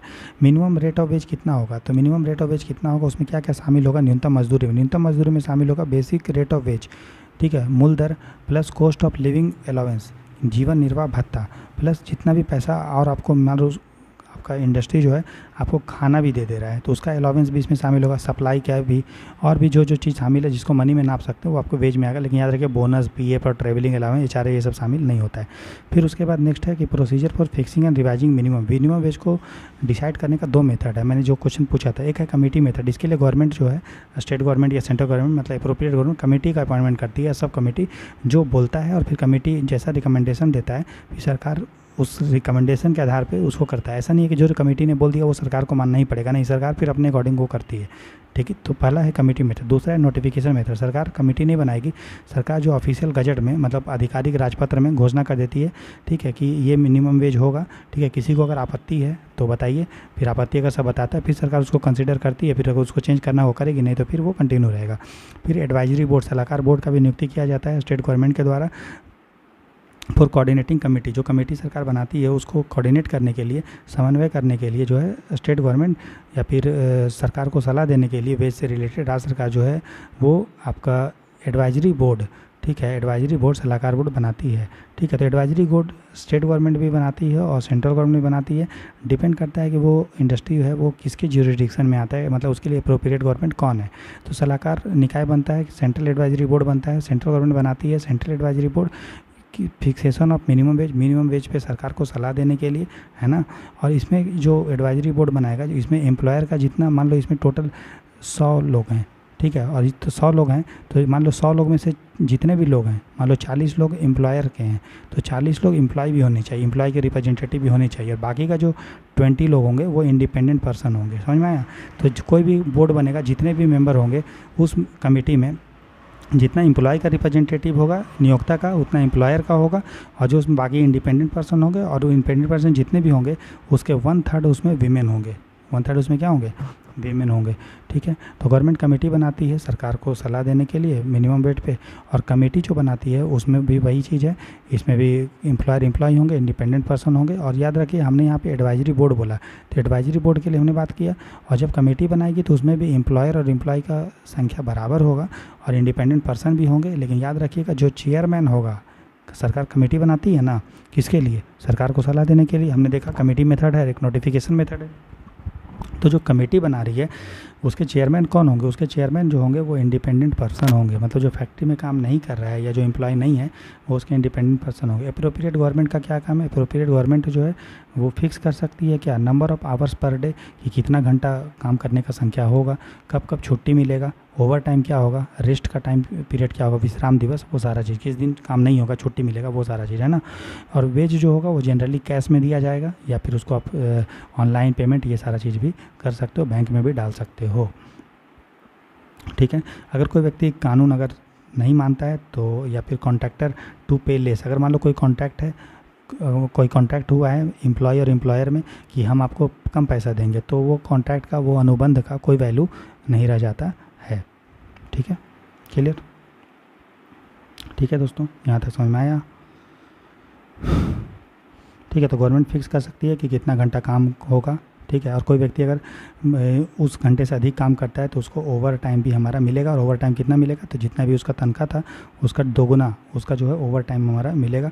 गवर्नमेंट के पास पावर है कि इंस्पेक्टर को वो पावर दे सकता है कि इंस्पेक्टर जाके उस फैक्ट्री का जाँच वाँच कर सकता है, डॉक्यूमेंट देख सकता है, और डॉक्यूमेंट को ले भी सकता है, सबूत भी ले सकता है, ठीक है। उसके बाद कोई वेज फॉर पीस वर्क का क्या मतलब होता है, टुकड़ा दर पर काम। जैसे कपड़ा होता है, तो कोई मजदूर अगर कपड़ा इंडस्ट्री में काम कर रहा है तो उसका वेज कैसे डिसाइड हो, उसने कितना कपड़ा सिया या कितना कपड़ा बनाया, ठीक है। तो उसके लिए उसको बोलते हैं पीस रेट, जो पीस पे डिसाइड होता है, एक कपड़े पे इतना। तो जो पीस रेट आप जितना भी दीजिए वो मिनिमम टाइम रेट से कम नहीं होना चाहिए। कहने का मतलब कोई व्यक्ति मान लो 8 घंटा काम किया, 8 घंटा में उसका तनख्वाह मान लो मिनिमम वेज सरकार ने बोला कि 800 रुपया होगा, तो पर घंटा कितना होगा, 100, ठीक है। क्लियर, पर घंटा कितना होगा, 100 होगा। या मान लो 8 घंटा का सरकार ने बोला कि 800 रुपया होगा। कोई मान लो व्यक्ति जो है शर्ट बनाया और एक शर्ट पे उसको मान लो मिल रहा है 20 रुपीज़, उसने बनाया मान लो 30 शर्ट एक दिन में, तो उसको एक दिन में कितना तनख्वाह मिलेगा, 30 × 20 मतलब कितना होगा, 600। लेकिन सरकार ने बोला है कि भैया टाइम रेट, मतलब टाइम के अनुसार कितना आपको मिलना चाहिए, 800। तो भले ही आपको पीस रेट के हिसाब से 600 क्यों नहीं बन रहा, आपको मिनिमम जो होगा 800 मिलेगा ही मिलेगा, यही इसका मतलब है, ठीक है। तो वही है कि मिनिमम टाइम रेट जो होगा, मिनिमम जो टाइम रेट होगा, मतलब वेज रेट समझ में आया, टाइम रेट से कम नहीं होगा। और मिनिमम जो टाइम रेट होगा वो, ठीक है, वो आपका time rate to be fix for worker paid by piece, जिसको पीस से पैसा मिल रहा है, समझ में आ रहा है ना। दोनों में से जो अधिक होगा वही मिलेगा। अगर टाइम रेट अधिक, मान लो कोई वर्कर घंटे से काम कर रहा है 100, ठीक है, 800 रुपये काम किया, मान लो पीस रेट के हिसाब से मिल रहा है उसको मान लो 1200 रुपया, या मान लो मिल रहा है, मान लो टाइम के अकॉर्डिंग उसको बन रहा है मान लो 600, और पीस के अकॉर्डिंग उसको 800, तो ज़्यादा कौन है, 800, तो वो मिलेगा, वही इसमें बोल रहा है। तो मिनिमम टाइम रेट है तो उसको पीस के अकॉर्डिंग, और मिनिमम वेज है तो उसको टाइम के अकॉर्डिंग, ऐसा। फिर maintenance of registered and record, register और अभिलेखों का रख रखाव। तो जो एम्प्लॉयर है दोस्तों, नियोक्ता है, उसका जिम्मेदारी है कि वो एम्प्लॉय का रजिस्टर मेंटेन करेगा, कितना घंटा टाइम वो किया, कितना काम किया, वो सारा चीज़। इंस्पेक्टर जो है वो सब चेक वेक कर सकता है, ठीक है। कोई भी अगर क्लेम है, अगर एम्प्लॉय या कोई इंस्पेक्टर, ठीक है, काइंड फाइल कंप्लेन, मान लो कोई कंप्लेन हुआ है, ठीक है, कि वहाँ पे मिनिमम वेज नहीं दिया जा रहा है, न्यूनतम मजदूरी नहीं दिया जा रहा है, तो उस केस में जो लेबर कोर्ट होता है या लेबर कमिश्नर होता है वहाँ पे कंप्लेन कर सकता है। कौन? या तो कोई एम्प्लॉय कर सकता है या फिर इंस्पेक्टर भी कर सकता है। ठीक है, और उसके बाद जो अथॉरिटी होगा जिसके पास वो कंप्लेन किया है वो ऑर्डर दे सकता है कि भाई जितना आपने नहीं दिया पैसा उसका दीजिए। कितना? उसका 10 टाइम्स बोल सकता है। जितना आपने देंगे तो वो देंगे ही, इसके अलावा आप मुआवजा भी दीजिए। न्यूनतम मजदूरी जितना दें तो वो तो देंगे ही, इसके अलावा जितना आपका बकाया है, ठीक है, कंपेंसेशन बकाया और मुआवजा का 10 टाइम्स तक बोल सकते हैं देने के लिए। ठीक है, मान लीजिए एक व्यक्ति ने कंप्लेन किया, ठीक है, तो एक व्यक्ति के कंप्लेन में बहुत सारे लोग का नाम हो सकता है। वही लिखा है, एक आवेदन में एक ही नियोक्ता के कई कर्मचारी को शामिल किया जा सकता है। कोई व्यक्ति अगर न्यूनतम मजदूरी से कम देगा तो उसको 6 मंथ्स तक इम्प्रिजनमेंट और 500 रुपीज़ तक का पेनल्टी हो सकता है। और अगर वो कानून को तोड़ेगा तो 500 रुपीज़ तक का उसको जो है फाइन लग सकता है। फिर कॉग्निजेंस ऑफ ऑफेंस, अपराधों का संज्ञान, ठीक है, अपराध का संज्ञान कौन ले सकता है? तो जब तक इंस्पेक्टर या कोई ऑथराइज्ड पर्सन, कोई निरीक्षक या प्राधिकृत व्यक्ति अगर शिकायत नहीं करता है तब तक कोई भी कोर्ट वोट इसका जो है संज्ञान नहीं ले सकता है। ठीक है ना। अगर कोई कंपनी ऑफेंस क्राइम कर रहा है मिनिमम वेज से रिलेटेड तो कंपनी तो जिम्मेदार होगा ही होगा, इसके अलावा जो भी रिस्पॉन्सिबल अधिकारी होंगे, ठीक है, वो भी जिम्मेदार होंगे। अगर कोई अनडिस्प्यूटेड अमाउंट है, मतलब निर्विवाद राशि, मतलब कोई डिस्प्यूट नहीं, इतना तो देना ही चाहिए, तो वो पैसा आप तुरंत दे दीजिए जिस पे कोई विवाद नहीं। मान लो एम्प्लॉयर बोल रहा है कि एम्प्लॉय मांग रहा है 60,000 रुपया, ठीक है, और मतलब मालिक जो है बोल रहा है कि हम 60,000 देंगे, एम्प्लॉयर बोल रहा है कि नहीं हमको 80,000 चाहिए या हमको 40, जो भी समझ में, हम आपको क्या समझाना चाह रहे हैं कि मान लीजिए कोई ऐसा अमाउंट है जिस पे कोई विवाद नहीं है, उसको आप तुरंत दे दीजिए, ये बोला गया है। ठीक है, फिर प्रोटेक्शन अगेन अटैचमेंट, ठीक है, जो वेज और कंपेंसेशन होगा, मुआवजा होगा, वो कोर्ट को उसको अटैच जो है वो नहीं कर सकता, कुर्की नहीं हो सकता है। ठीक है, उसके बाद इस एक्ट का एग्जेम्पशन है कि कोई अगर एम्प्लॉय जो है वो मिनिमम वेज से अगर अधिक कमा रहा है, ठीक है, तो उसको इस एक्ट के अंडर में बेनिफिट नहीं मिलेगा, ये ठीक है। चलो, बार ऑफ सूट, सिविल कोर्ट जो है वो तब तक कोई मामला को नहीं ले पाएगा जब तक उसके पास वो केस नहीं जाता है तो, ठीक है। तो इस अधिनियम के तहत एक बार उपाय किए जाने पर, ठीक है, उपाय किए जाने पर सिविल न्यायालयों पर रोक लगा दी जाती है। तो एक बार अगर सिविल कोर्ट ने कुछ बोल दिया, ठीक है, रेमेडी दे दिया, तो अब दोबारा वो कोर्ट उसको सुनवाई नहीं सकती, फिर आप जाके आप हाई कोर्ट या फिर जहाँ जाना आपको जाइए। For disabled worker and learner, तो गवर्नमेंट जो है जो विकलांग श्रमिक है या शिक्षार्थी जो लर्नर है, मतलब जो फैक्ट्री में काम कर रहा है एज ए अप्रेंटिस, कुछ सीख रहा है, तो उसकी सरकार उसको छूट दे सकती है इस एक्ट के अंदर में। इस एक्ट के अंदर में कोई शेड्यूल अगर डालना है, कोई शेड्यूल डालना है तो अप्रोप्रिएट गवर्नमेंट ऐड कर सकती है। और कोई अगर रूल बनाना है इम्प्लीमेंटेशन को लेके, तो क्रियान्वयन को लेकर देखो, तो ये एकदम हमें याद रखिएगा, अगर कोई भी एक्ट है अगर उसको इम्प्लीमेंटेशन को लेकर अगर रूल बनाना है तो स्टेट गवर्नमेंट बनाएगी। ठीक है, सेंट्रल गवर्नमेंट जो है वो स्टेट गवर्नमेंट को डायरेक्शन दे सकती है दोस्तों। ठीक है, और कोई भी प्रैक्टिकल डिफ़िकल्टी या कोई कठिनाई अगर हो रहा है तो फिर उसको लिए ऑर्डर भी दे सकती है। ठीक है, फिर हम लोगों ने इसमें अमेंडमेंट किया इस एक्ट में 1961 में, है ना, और हम लोगों ने बोला इसमें कि पावर दे दिया सरकार को कि वो मिनिमम वेज को बिना कमेटी का अपॉइंटमेंट के कुछ केस में जो है वो चेंज कर सकती है। ठीक है, तो हमने सरकार को पावर दे दिया कि कुछ केस में बिना कमेटी का अपॉइंटमेंट किए सरकार जो है मिनिमम वेज को फिक्स कर सकती है, उसको चेंज कर सकती है। फिर इसी एक्ट में 1961 में जब अमेंडमेंट किए तो हम लोगों ने बोला कि टेम्पररी एम्प्लॉयमेंट को भी हम लोगों ने इसमें कवर किया कि जो लोग कॉन्ट्रैक्ट बेसिस पे काम कर रहे हैं, अस्थायी रूप से काम कर रहे हैं, या लोकल अथॉरिटी, मतलब जो लोकल अथॉरिटी आप समझ रहे हो कि नहीं समझ रहे हो, मतलब लोकली जो काम कर रहा है लोकल बॉडीज़ में, पंचायत म्यूनसिपाल्टी में, वो भी इसमें कवर्ड हो जाएंगे।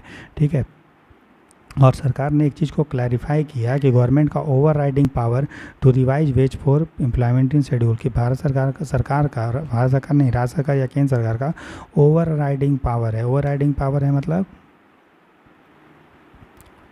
ओवर राइडिंग मतलब क्या, किसी भी चीज़ को वो चेंज कर सकता है, ये भारत सरकार के पास पावर है। ठीक है, क्लियर। तो अधिनियम का दायरा और अधिक रोजगारों तक बढ़ाया गया, इसमें बढ़ा दिया गया। ठीक है, और नॉन कॉम्प्लायंस, अगर कोई एम्प्लॉयर अगर नहीं मान रहा है, इस एक्ट को नहीं पालन कर रहा है, तो पेनाल्टी का भी प्रावधान है। बाकी ये जो हमने बताया उसको शॉर्ट में यहाँ पे, लेकिन आप पूरा पढ़िएगा, ये तो थोड़ा सा दिया हुआ है, पूरा जो पढ़ा है। ठीक है दोस्तों, तो इस क्लास को यहीं पे आज ख़त्म करते हैं। ठीक है, हम लोगों ने 5 टॉपिक किया, लेकिन 5 टॉपिक को इतना गहराई में किया कि अगर कोई भी क्वेश्चन अगर इस एक्ट से आपका आएगा तो आपका बन जाएगा। ठीक है, इतना डिटेल में कभी यूपीएससी नहीं पूछेगा, लेकिन हमने पूरा अच्छे से आपको कवर किया। ठीक है, चलिए ऐसे करके हम पूरा सिलेबस ख़त्म कर देंगे। कैसा लगा आज का आपका क्लास? ये हमारा पहला क्लास था। कल से क्लास का टाइमिंग आपका इंक्रीज करेंगे, ज़्यादा लेंगे। ठीक है, गॉड ब्लेस यू दोस्तों। जो लोग चैनल पर नए हैं वो लाइक से सब्सक्राइब जरूर कीजिए। हाँ, इसका PDF आपको कहाँ मिलेगा?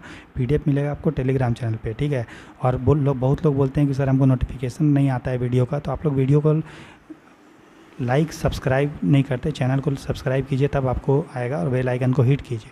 और आप लोग वीडियो देख के ऐसे ही छोड़ देते हैं, कम से कम इतना हम, कोई बच्चा मेहनत कर रहा है, कोई टीचर मेहनत कर रहा है, तो आपकी भी ये रिस्पॉन्सिबिलिटी है कि जो लोग कम से कम देखें, कम से कम वो तो लाइक कीजिए। और जो लोग आपका दोस्त है, जो परिचित हैं, जो आपका सज्जन है, उसके साथ आप अपने इस वीडियो को शेयर कीजिए दोस्तों। ठीक है, गॉड ब्लेस यू दोस्तों, good night, take care, bye bye. कल मिलते हैं, टाइमिंग रहेगा 10 बजे, और डेली हम लोग मिलेंगे। ठीक है, और कल का क्लास लंबा होगा। God bless you, good night, take care, bye bye.